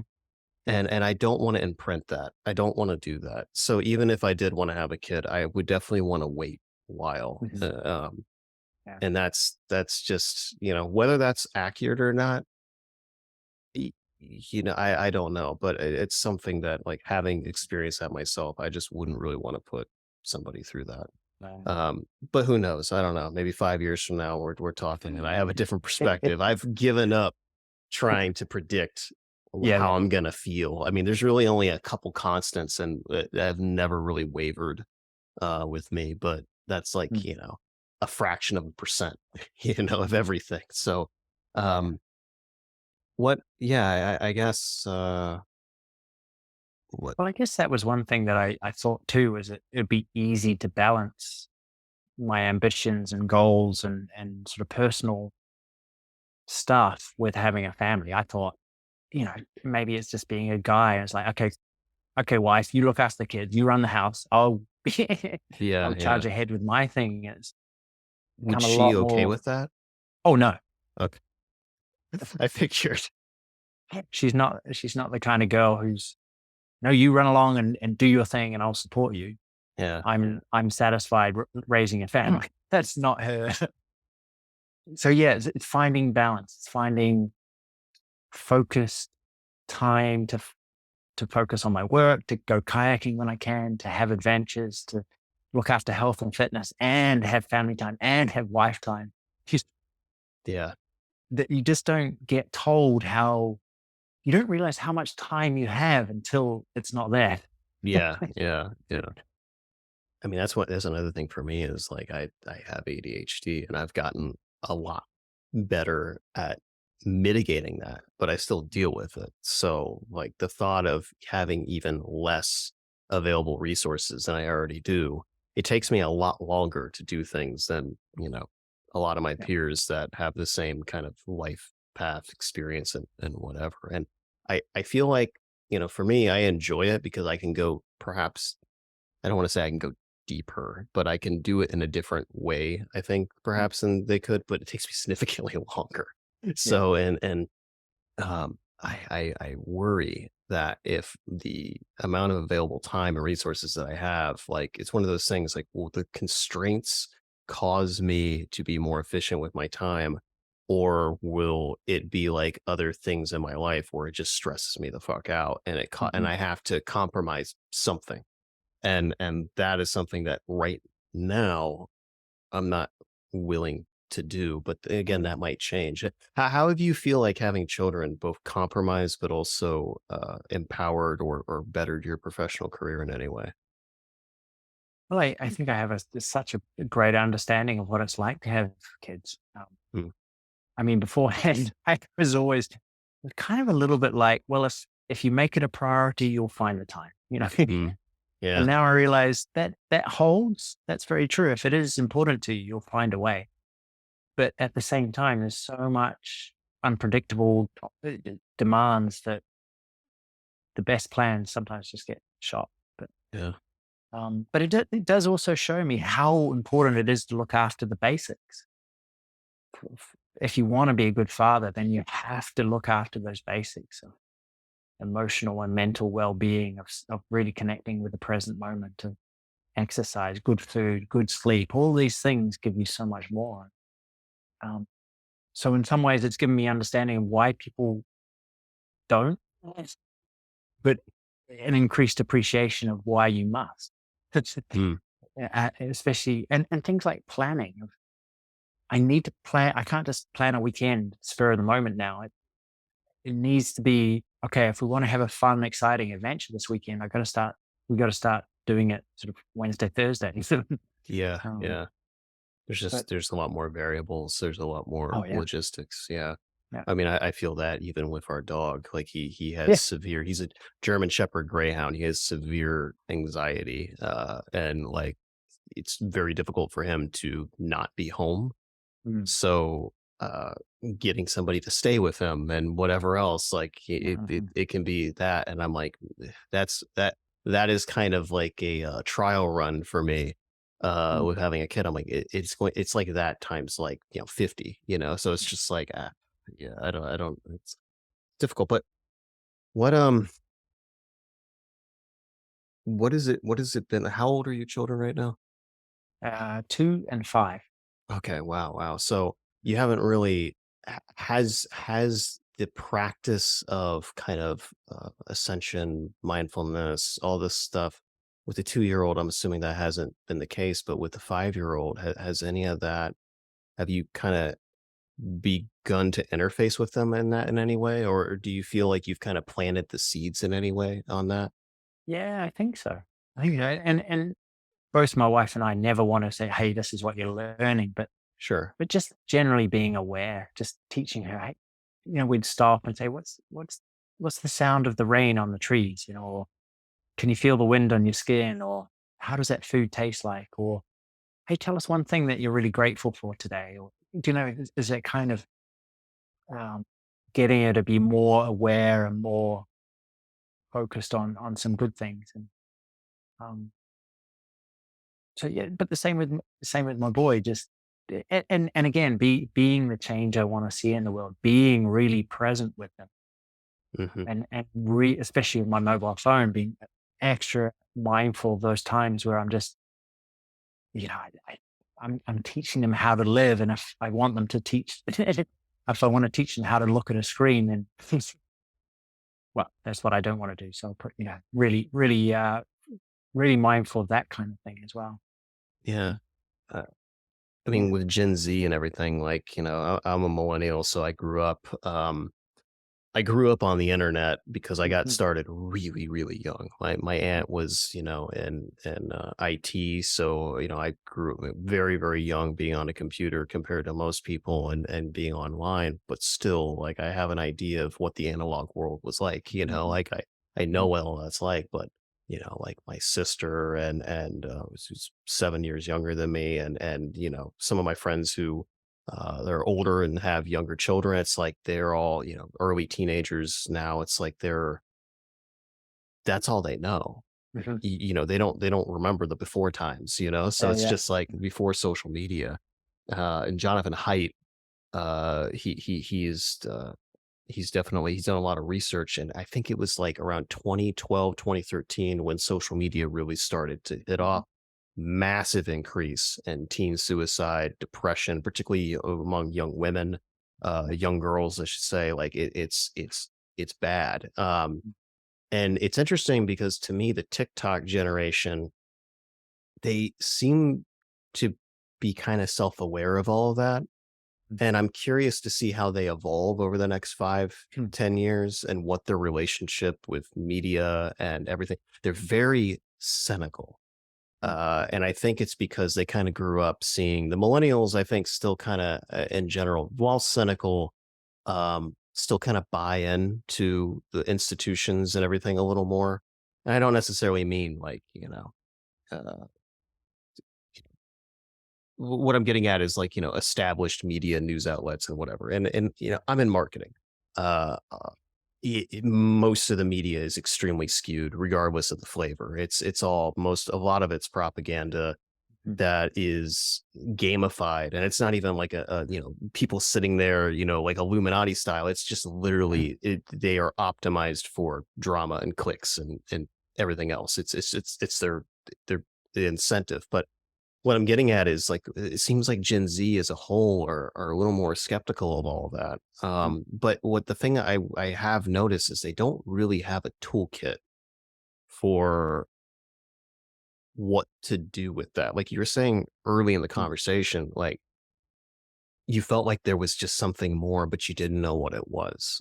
And Yeah. that, like the kind of nihilism is kind of the flavor, I guess, of Gen Z. I mean, Mm. from shows like BoJack Horseman or even the memes online, like it's this kind of just uh I don't know. It's very kind of this kind of Joker-esque kind of like, hey, the world is on fire, but what are we going to do about it? Yeah. Yeah. And, Yeah. and so there's this sort of apathy. It kind of reminds me of George Carlin towards the end of his life, where he was just very like, the game is rigged. We're all being fucked.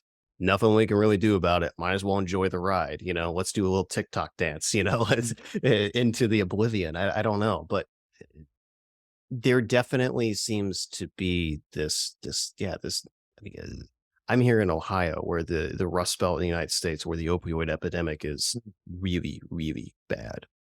Everyone has these coping mechanisms that are largely unhealthy. Mental illness is on the rise. All the things. Mm. Where it being a father and being a meditation teacher and having this awareness that you do, Mm. how I guess I have two main streams here. Like one is how optimistic or pessimistic are you about the future, knowing that they're going to be raised in this, they're going to have to deal with this.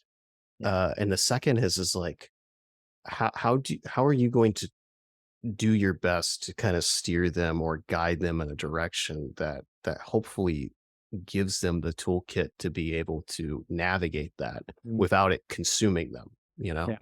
Yeah. Yeah. It's a good question.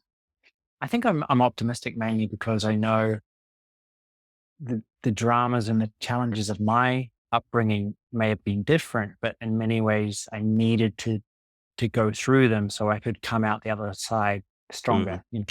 That maybe that whole Nietzsche thing of what doesn't kill you make you. Yeah, yeah. But I see that time and time again is that when people fall into a pit, they learn to pull themselves out and they're better for it. And it's almost like you can have a pretty good life, but if you fall into some great misfortune, it can really help springboard you into something exceptional. Mhm. And part of that, I think, is realizing that we create or get well. The world doesn't define us; we get to define the world, and that makes a world of difference. If you're cynical and nihilistic about it, then you live that kind of life. But if you're optimistic and positive and creative, you create, you spread that. The glasses that you look through really determine the life you live. So your attitude is critical. So yeah, I'm optimistic. I think humanity in general comes through. As you're saying, the newer generation, perhaps they're not so swayed by this, but they need to find their way to move with it, I guess. Uh, and really, in terms of being, I guess it's just giving them the skills of reminding them that in the present moment, they can deal with it. Mhm. Everything is manageable right here and right now. It's just when we get lost in the story or the fear or the regret or the anger, that's when it blows out of proportion. And just being hopefully the kind of dad that hopefully I'm humble enough and they realize that enough that they can come and say, "Hey, Dad, you made a mistake," or "I don't like that," and I'll be like, "Yeah, good point. Good case. Yeah, yeah. Let's do it. Let's do it differently." So they can, the whole thing of just being able to ask and get help and support or get something off their chest without feeling like they're going to be judged and getting it wrong. Right. When I Yeah. was traveling, I kind of became like a bar therapist Mhm. because people, very quickly, particularly a lot of small towns I was in. I always try to go through small towns, and a lot of people would, be like, "Hey, what's your story? I haven't seen you around here. Are you visiting, or do you know somebody here or whatever?" And I'd be like, "I'm traveling," and then very quickly they're like, "Oh, okay." Like they felt like they could open up Mhm. because they knew I wasn't going to be there very long. And one of the reoccurring themes was just people felt like they could not open up and be vulnerable with anybody around them, their family, their friends, even. Many people I talked to, were in the closet, with their Mhm. sexuality or spirituality or whatever else. And it's just, it closes you off and you have that lack of connection. And you might, love your family or your friends, but you don't feel that close to them. And it seems like that's kind of the tide that lowers all ships, like I think, how one cultivates that. Do you see a connection between that and being more mindful in the present moment? Oh, yeah. But you still got to be willing to, the regret and the shame and the guilt that's stopping you. You still have to, you're mindful that there's something holding you back, but it's the act of stepping beyond that that makes the difference, right? Yeah. I think that's one of where, often a spiritual path, we talk about serenity and acceptance, like the Alcoholics Anonymous, but equally it's the courage Mm, to step beyond our limitations, step beyond our fears and open up and in doing so lighten the load. I think so many people with the post traumatic stress just get so ingrained because we're not prepared to seek the help and keep seeking the help until we find someone who actually will listen and will constructively guide us somehow.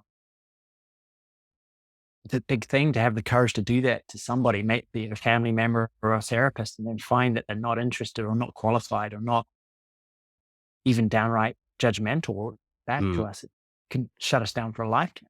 Well, I tried that. It doesn't work.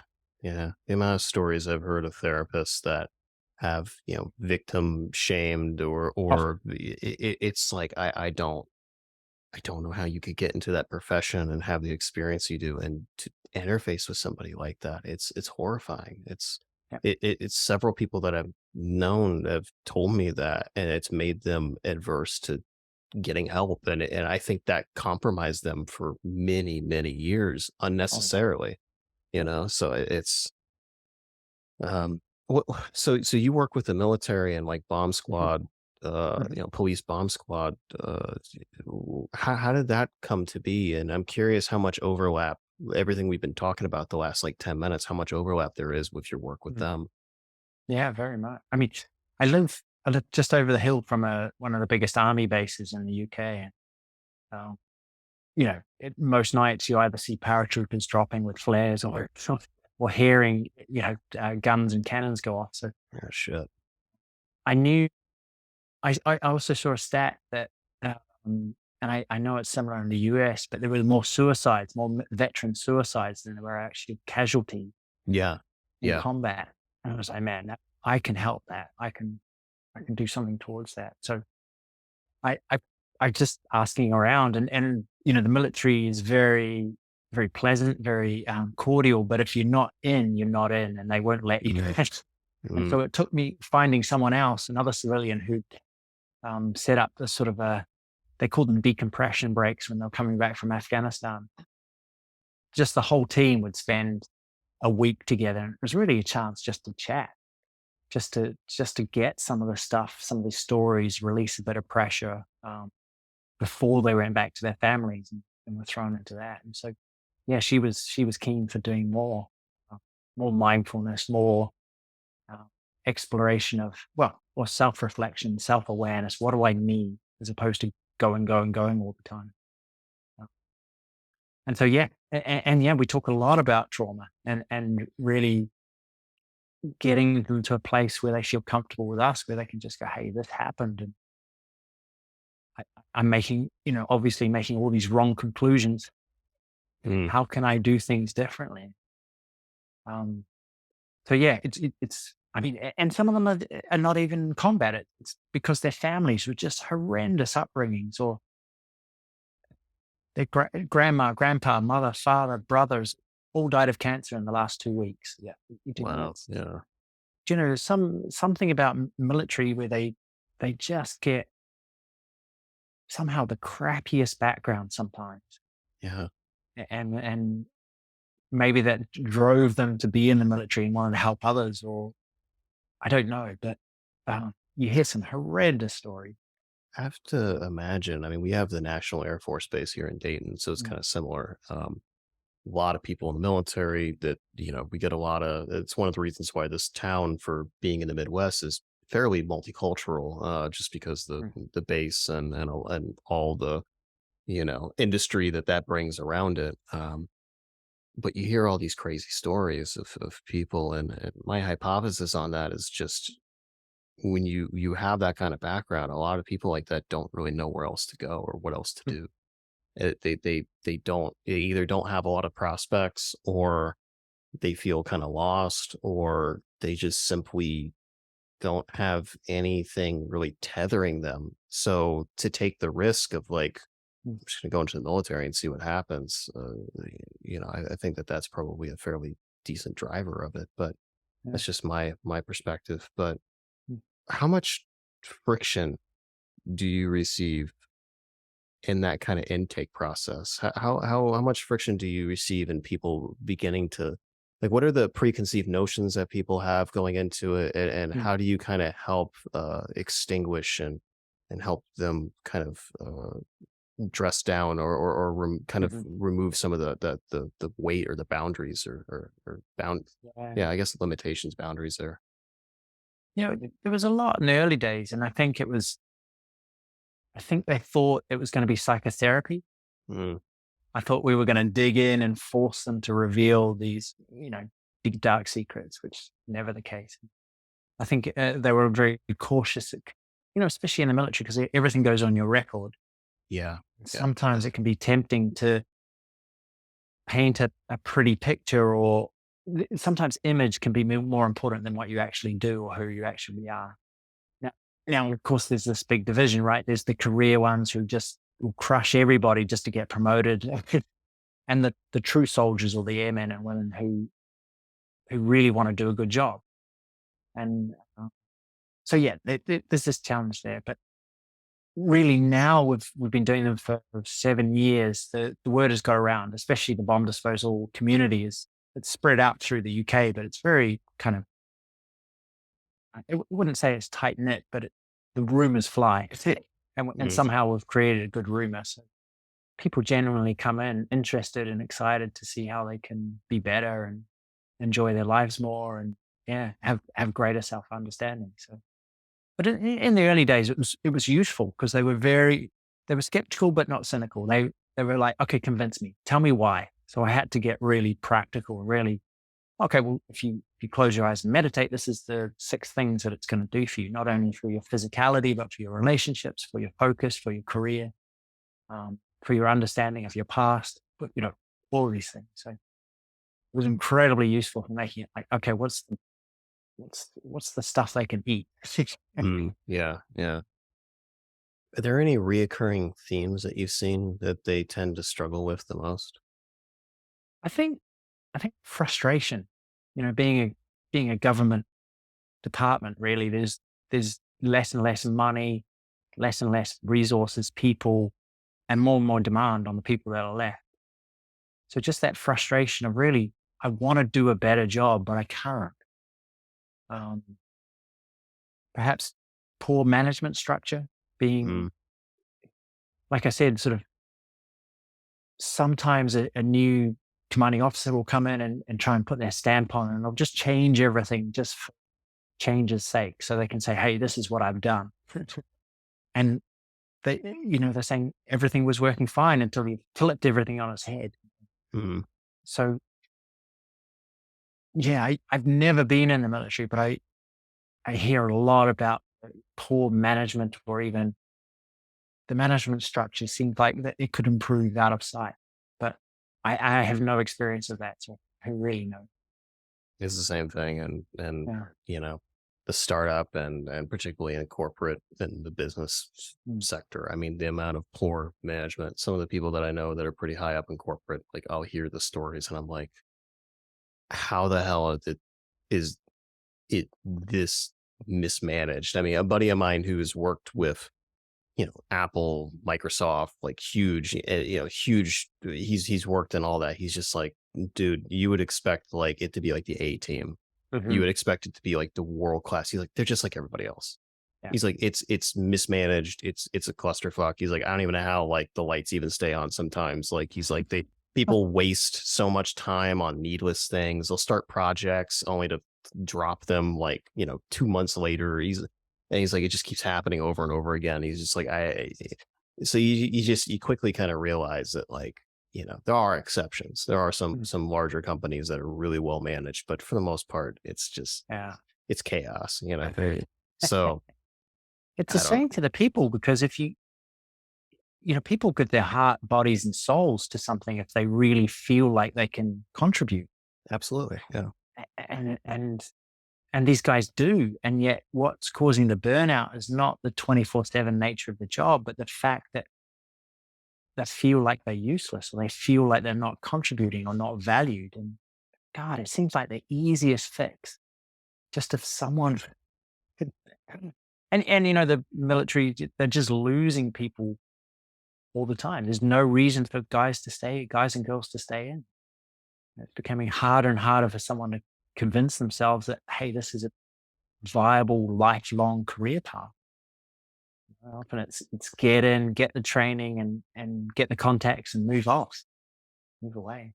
Have you seen any shift in perspectives with some of the people you've worked with? Like, obviously, on their the way that they are personally interfacing with themselves and their work can be bettered by what you're helping them become aware of. But that apathy, as Mhm. far as the kind of disillusionment of their larger role, have you seen any sort of sea change or perspective change on that?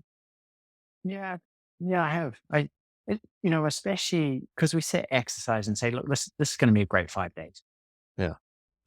But it's like planting a seed. Unless you nourish it and actively practice some of these things, you just got to forget it. You're going to go back to the same old. And so, like all populations, there's a certain percentage who, you know, they're there, and then they tick their box and they're done.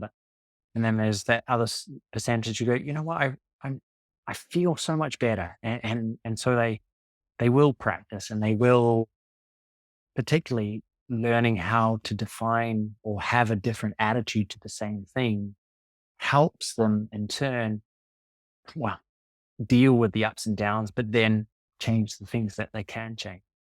Mm. But I think most importantly is if I can get people to place the last line of that Alcoholics Anonymous prayers, the wisdom to know the difference, to get in a place where they're not busy fighting all those urgent fires, where they can step back and go, okay, what can I do here? What's important to me? What's going to move me forward?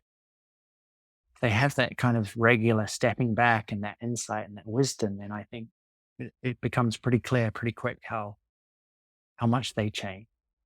Mm. Doesn't take long at all. Sometimes Has it just takes a little practice. working with them influenced how you interface with the rest of your clients? I think so. Yeah. I think just in terms of being less vague and a lot more practical. Mm. I think as well, I was kind of on this journey anyway, but really getting clear on the kind of difference that I wanted to make in the world. And so talking around the spiritual concepts of contentment and serenity and acceptance and peace, but also how can you make that useful? How can you have the courage and the wisdom to, well, the clarity to see, hey, this is my particular mission. Um, Knowing yourself clearly enough to go, hey, this is the important thing that I want to follow for the foreseeable future. And then again, like, the courage and seeking the help and the community to keep going. So yeah, I think that double kind of limbs of as because the much more spiritual people are often only interested in serenity and acceptance. But I'm sort of saying, well, you want to do stuff as well.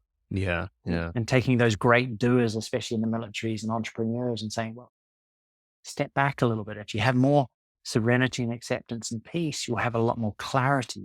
It's not the opposite of ambition, but a really good foundation for it. So, Yeah, I think so it's yeah. very valuable that you're working with both of those different types of people, because it's similar with entrepreneurs, like you just said, that like in the military, it's like they're very tactical.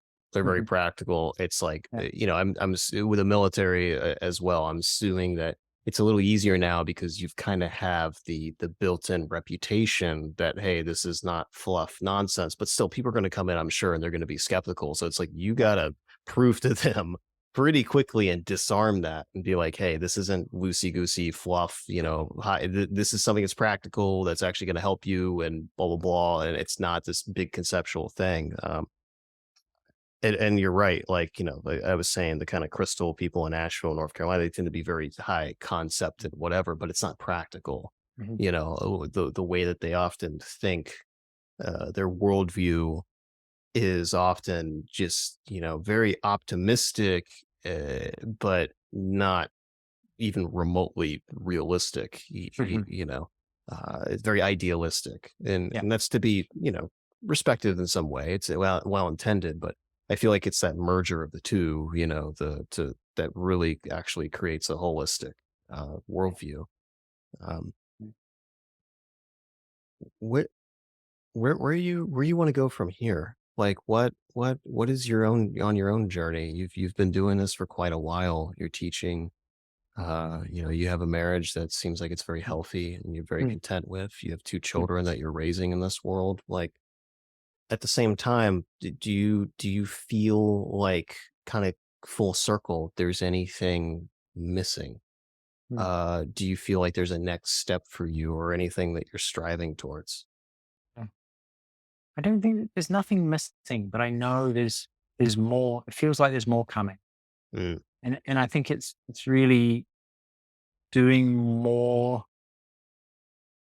Well, just I think it's just getting clearer and clearer on really what I want to do and what I'm here to do. And I'm really appreciating in the last 6 months or so how few those things are, maybe two or three things in sort of terms of um, career of teaching meditation, of helping as many people as I can.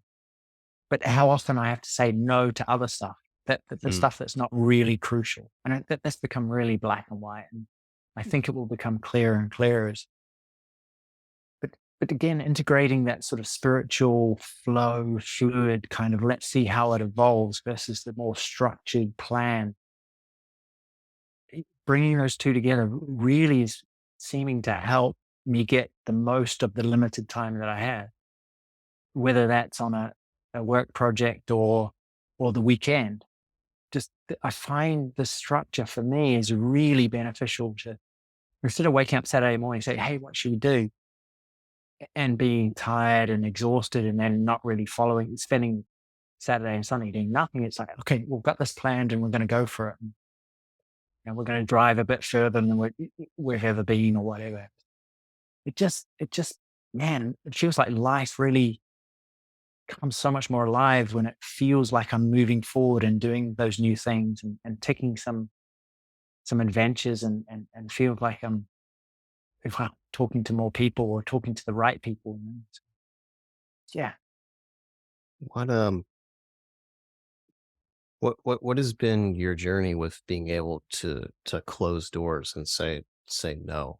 For me, that's uh I said earlier, intuition is kind of my superpower. If anybody has one, that makes me really good at reading people. It also makes me a good strategist professionally. It's, Mm. a lot of what I do is uh, pretty much, I mean, my title that I have for myself is strategist and advisor. Like what I do is I have strategy, I think strategically, but then also I advise people on the best way implementing that and reading Mm. them and knowing how to navigate them, much like what you do in your Mm. work. Um, and so the biggest thing for me is as a strategist, I just see opportunity everywhere, Yeah. everywhere. Yeah. And so, I mean, even there was a bar, a bar and grill down the street that is like the perfect location. I've been wanting to have a bar for a very long time. Oh, And it's the perfect location. It's literally right down the street from my house, and it's one that I love a lot. They've got good food, and I love the atmosphere. Just went up for sale, and the price is really good. And I'm like, oh man, I could do it. And a buddy of mine sent me the must link, be and he's fun. just like, yeah. But I'm just like, no, that's not. It's the Yeah. right. It would be a great opportunity, uh, but it's not the right time, you Yeah. know? And that's something that I honestly, like even 5, 6 years ago, I would be very, very tempted to like start that Mhm. up because I already know people that would run it. I already know people that like, I would just, so there's all these opportunities all the time. And it's learning to say no and knowing that every door it opens m- infinite other doors. And I guess when I was younger, I used to just kind of be more willing to go down as many of those doors and open as many doors as possible and see what comes out the other end. And now it's like Mm. being more comfortable and being a lot more strict with Yeah. maintaining what I'm going. Not being closed-minded to new opportunities, but really being strict about it. How has that journey been for you? How have you gotten better with saying no, I guess? Yeah. Well, I think it was really a fear of letting people down or what people will think. Just wanting to be accommodating and generally helpful soul. Like I was really afraid of saying, no, I'm not doing that anymore. But you can come along and do the weekend or, you know, but what I found was that when I really committed, when I really put my stick in the ground, said, no, this is what I'm going to do. People stopped asking me to do other stuff. Mm, It was really interesting how and I noticed this with my wife when I really committed to her. Yeah. So, I was pretty committed, but there was always sort of like, oh, wondering about this girl or walking down the street and looking at that girl. But when I really committed to her, that just went away. It was really interesting how a solid 100%, this is the way it is, kind of, it was easy. mm, Even 90% was hard because there was still this tendency to go, or maybe, or well, I don't want to offend you. But when I was like, no, this is what I'm trying, this is what I'm doing for the next foreseeable, all of a sudden it dried up. So I found that was fascinating too. It was really about me making a decision. Go, no, this is what I want. yeah. And not set in stone, rigid, all evident, despite all evidence, but this is the way it's going to be. And I'm going to give this a good shot for a good period of time and see how it unfolds. Like you're saying, intuitively as well. But yeah, I think all or nothing works really well for me. Yeah. Yeah. I'm It's a struggle for me, man. It's a struggle because like I also like exist in a sea of gray, but also I know again it goes back to that like knowing myself, like Mhm. having all those doors open lead me to getting pulled in other directions. And Yeah, so it's just that is a really hard element that I'm still actively working on. yeah, yeah. I work really well with black and white just because, like, with my diet, for example, I don't eat fast food or, I don't drink. And Saturday night, I'll have a drink. Yeah, yeah. And it's really just so I have enough energy to be with my kids and I'm not hungover on a weeknight when I want to work. But if I said I would like to lessen the amount I drink, then every night it would be a battle, it would be a decision. It would be like, oh, Hmm. shall I have a glass of wine or not? Or just one glass? There's always kind of Yeah, back and yeah. forth, as opposed to, is it Saturday? Then it's a no. It's Yeah. hard. So you're kind of creating, you're trying to find the one. Tim Ferriss talks about this a lot, like making the one decision that eliminates 1,000 Uh-huh. decisions. Yeah. Yeah, Yeah. yeah, yeah. And Yeah. I know I wake up in the morning, fix my kids' breakfast, and then I go downstairs and do some exercise. And I go downstairs whether I feel like it or not. And sometimes 5% of the time I'm like, you know what, I should probably rest or have just a gentle stretch.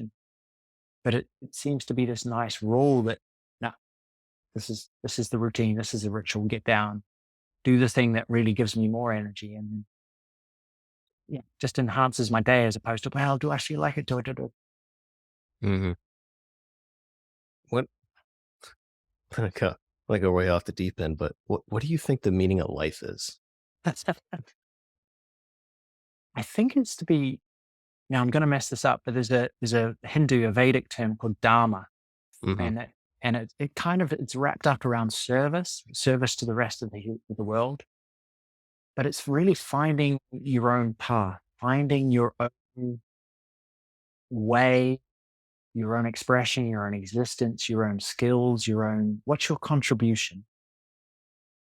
And uh, learning that, it's finding that, and then living that fully. That's what I'd say the meaning of life is. It's coming to understand who you are beyond the mind, beyond your emotions, beyond your body. It's having a solid appreciation of the presence that's there continuously.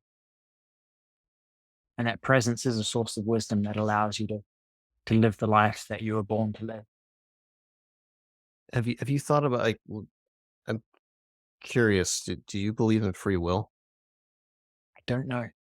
Yeah. Don't know. I've heard Sam Harris and everyone go on about it, but it just hurts my head to think about it. So I'll just come back to this moment. Yeah, it's interesting. Like, yeah, I don't know. I don't think that I do. And I think Mm, it's just someone who, again, like the intuition, I don't really view things in black and white terms. To me, it's just a massive sea of gray. mm, And that can be very, I mean, I think that's a lot of what contributes to my anxiety is uh-huh, just seeing, all these infinite possibilities and then possibilities within those and all these various rabbit holes. It could be very overwhelming. And mm, it it has been difficult for me to set boundaries with people over a course of my life because I almost like am too empathetic with them. mhm, And um y- it kind of comes like how is one even capable of like self-governance? And what I mean by that is like how much is like nature and nurture? Like, you talk about people talk about like generational trauma and it sounds like very loosey goosey, but when you really think about it, it's mhm, like that is a thing. Like somebody who had a massive amount of pain in their life that influences their DNA, and then they have a kid, and then that goes on, and then they raise that kid under perhaps a very corrupted algorithm, you know, because they have a damaged algorithm for how they were raised that continues and continues, and then this kid's you said yourself like your children were born almost fully formed, like mhm, they have these personalities, and it's just like i- you're given a toolkit. Well, you're given it's almost like a video game. You're given like a stock character, and then how you're raised influences that. Even like your diet, like how you're raised with your dietary change. I gut dysbiosis is something that I've been dealing with for a while, and it's like all that ended up stemming from early exposure to mold as a kid. uh-huh, So I've been having these lifelong autoimmune issues just because as a kid, I grew up in a house with mold in it. So it's just like now I'm like realizing so much of my mental illness and anxiety and everything stemmed from that. mhm, Is like, am I to be at fault for that? Like how much of it really gets messy and that has been a big struggle for me when it comes to being how I interface with people and being mindful of being like is this is this person truly to blame for how they're reacting, um sure. and that becomes a difficulty because you're kind of just like I think actually it was funny enough. I was listening to a Sam Harris podcast yesterday, and he was talking about, you know, would you look at it? Would you be angry at a wild animal for just being themselves? Because that's True. really what we all are. We're just kind of wild animals that are kind of running on instinct, and Mm. so it becomes difficult because then you have this intersection of, where you specialize, which is being mindful, being present, and pulling yourself back, and really obtaining a sense of autonomy over yourself. But that, so it's just like, is that actually free will? Is that, but if is that just part of your algorithm? It's Mhm. hard. It gets really difficult. And like why I bring this up is just because it is colored and influenced how I interface with people, and how I perceive people. And I don't know. I find myself naturally gravitating towards just kind of viewing somebody in more of maybe more shades of gray than binary, but being like, okay, this is a very not good person, or this is a good person, because I'm someone where my Sure. moral barometer is very, uh, I very I don't respect people that are not morally, have integrity. That's a big thing for me, being Yeah. authentic and being Yeah. morally pure. But then you have that perspective of like you getting caught up in this and kind of like, okay, viewing this person in this certain way, but Mhm. then you're just like, oh, does this person actually have free will, or do they actually have Oh, the sure. ability to navigate that?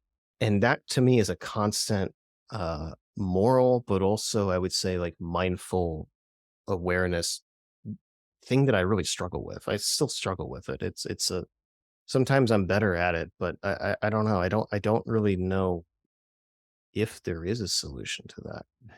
I Yeah. don't have you had to deal with that at all? Like, how you've interfaced with people? Has your meditation practice, everything that you've done over the course of your life, has it altered how you view people, I guess? Mm. Yeah, definitely. Definitely. Well, just like you said, because people are really also a mirror of what I believe, Mhm. what I'm carrying, my prejudice, my expectation, my judgment. And one of the big things I think I've learned is to be innocent and fresh, and allow people a clean slate. And sometimes you're so right that the reenacting history, they have a certain personality, but it feels like we're being taught a certain way of doing things. And if you're not aware of that programming, of that software, it just pushes you forward. Yeah. Um, for me is the awareness of understanding what's pushing me. What's the weight of history, both in genes and what I've seen and being modeled and educated and being, what's that? And stepping back from that, if I don't, I really think there's some things that all of it's, you can accept all of it, but you can change and be differently with all of it as well. Um, there's an old quote, I think it's by one Zen master, and he said, "You know what? You're perfect exactly as you are, Mm. and you could do a little work." You know, and it seems to be the way too. Is that there's no end to evolution. I think there's a state of freedom when you realize that, hey, I don't have to automatically do the same things, or I can have distance from my mind, which is therefore making me feel a certain way. I can have a different level of peace, and I can define the world differently. I can define people differently, and that creates a difference. But I think perhaps there's within that, the Jung once said, the paradox where two things, two opposite things are true is the best way of describing reality. And the Mm. problem with our religions is that they've tried to simplify it to become one truth, and it's never like that. Yeah. Like I wrote a whole book about the ability to chase more, but to feel like you have enough. And I think that with ourselves and other people, there's a degree of acceptance, perfection exactly as we are, and yet knowing that we can evolve, we can change, we can do things, be better. Um, And I think the more present you are, the more mindful you are, the more you can see all the stuff and the unconscious patterns, they become conscious. You go, you know what? I don't want to do that. I don't need to do that. So in terms of other people, though, it depends on where they're at in their journey. It's meeting where they're at. And if they're fully unconscious and asleep and they don't want to change, then that's great. You can shift the conversation and have a feeling about them, something mutually enjoyable, or just get out of there. Or if talking to someone like you or Oliver, it's like, I know I can go to Oliver and it sounds like you're the same. And I go, hey, do you realize you're doing this? And he will go, oh, cool. That hurts a little bit. But Yeah. thank you. Cause no one else was telling me, Yeah. and so it's a tricky thing about free will because there is so much you can do about your reality. And maybe it's just the full acceptance of what we're born or who we're born to be. Yeah. It's the letting go of the management and trying to be someone we're not that is the problem in the first place. So maybe that's an indicator of the opposite of free will, is where we're striving to be someone where all we need to do is really be authentic and true and honest and free of regret and shame. Yeah. I It's don't know. That's my best shot at that. I think you navigated that expertly. I got a lot out of that. I mean, it has been very difficult for me, like, as someone who has quite a mental illness stack. I've got bipolar type 2. That's one of the things that Oliver, that I talked in great detail about. He definitely, with the type 1, he is much more severe than I do, but the ADHD, generalized anxiety disorder, and then all my autoimmune issues, which compound that. It's been a struggle for me because I you're always wondering, like, how much of, how equal we all are, as far as, like, capabilities and whatever else. And when I was younger, I would look at people that were kind of my peers and really be envious or jealous, or even just downright mean to myself, being like, well, I need to do this, I need to do that. I was giving myself all these standards, and it was very, very difficult, very stressful, man. Very Yeah. stressful. And it's Yeah. something I still kind of struggle with, but it's less so about, at this stage of my life, it's much less so about external things, and it's more about my own personal, like, Mhm. where I want to be and what I want to do. And um, even the last couple days have been difficult. I just got back from a massive trip, Mm. and I haven't been getting as many things done as I want because I've been dealing with some health issues again, and it's just like I'm compromised, and I want to keep pushing myself, but it's just like I know that I can't. So, like, Mm. my only real coping mechanism has been to, like, kind of be a parent to myself, like, have that kind of Obi-Wan force ghost in my head Yeah. being like, hey, dude, well, what advice would I give to somebody else? And it's like, hey, man, I know you want to push all this stuff, but your timeline is your own. You actually don't have to do all this stuff in the way that you want to do it. And if you keep burning yourself out, you're just going to compromise it. It's not going to work. Just fucking relax. It's a Yeah. marathon, not a sprint. And I'm like, God damn it.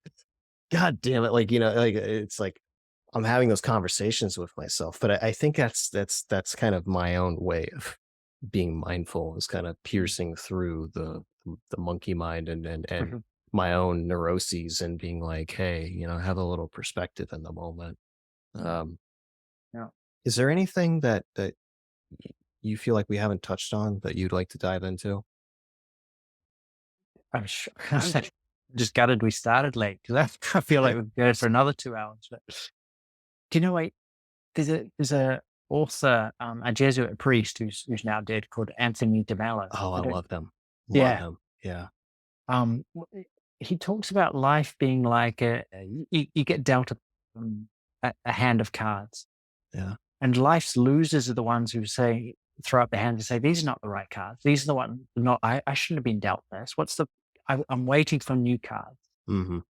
But that's not an option. We have to play, and we have to play with what we've been given. And it becomes a whole different game when you realize that it's not so much the cards, but your attitude to the card. Hmm. And I love that because so many people, what they see as their handicap or their hindrance is actually the thing that's going to show them how to get the most from life, Yeah. how life really works. And it's so, like with social media, we've been talking how it's so easy to compare and contrast, and I'm not as good as her, or he's got it so much easier. And yet, for me, really taking responsibility, okay, these are my cards. I'm going to play them as good as I can. I'm going to get expert help and all the community I can to support me in playing these cards the best way I know how. But I think the judgment of ourselves is the biggest force for the biggest handbrake that we all have. So having a different relationship with that voice in our head is incredibly valuable. And I think one of the greatest books I ever read was The War of Art by Mm. Stephen Pressfield. And just how he's saying, he talks about you wouldn't be having this resistance if it wasn't important to you. Mm. If and I was like, well, that makes sense. And Yeah. so the judgment, what will other people think, all of that stuff just means keep walking towards that because it's important to me. It matters. I'm nervous about my capabilities because it's something that I'm really, maybe it's my destiny, and maybe it's something that's just so my dharma, like we were talking, but I got to keep going in that direction. And if anything, to quote someone else, it's the only thing we have to fear is fear itself. Yeah. Right? When you let fear and doubt and confusion in, it creates havoc. And I think you can play those cards beautifully when you learn to live less and less without fear. So I think maybe it's that's the only, beautiful. maybe it's the only free will we have, is to learn to do things without fear. You know? Be fearless. Yeah.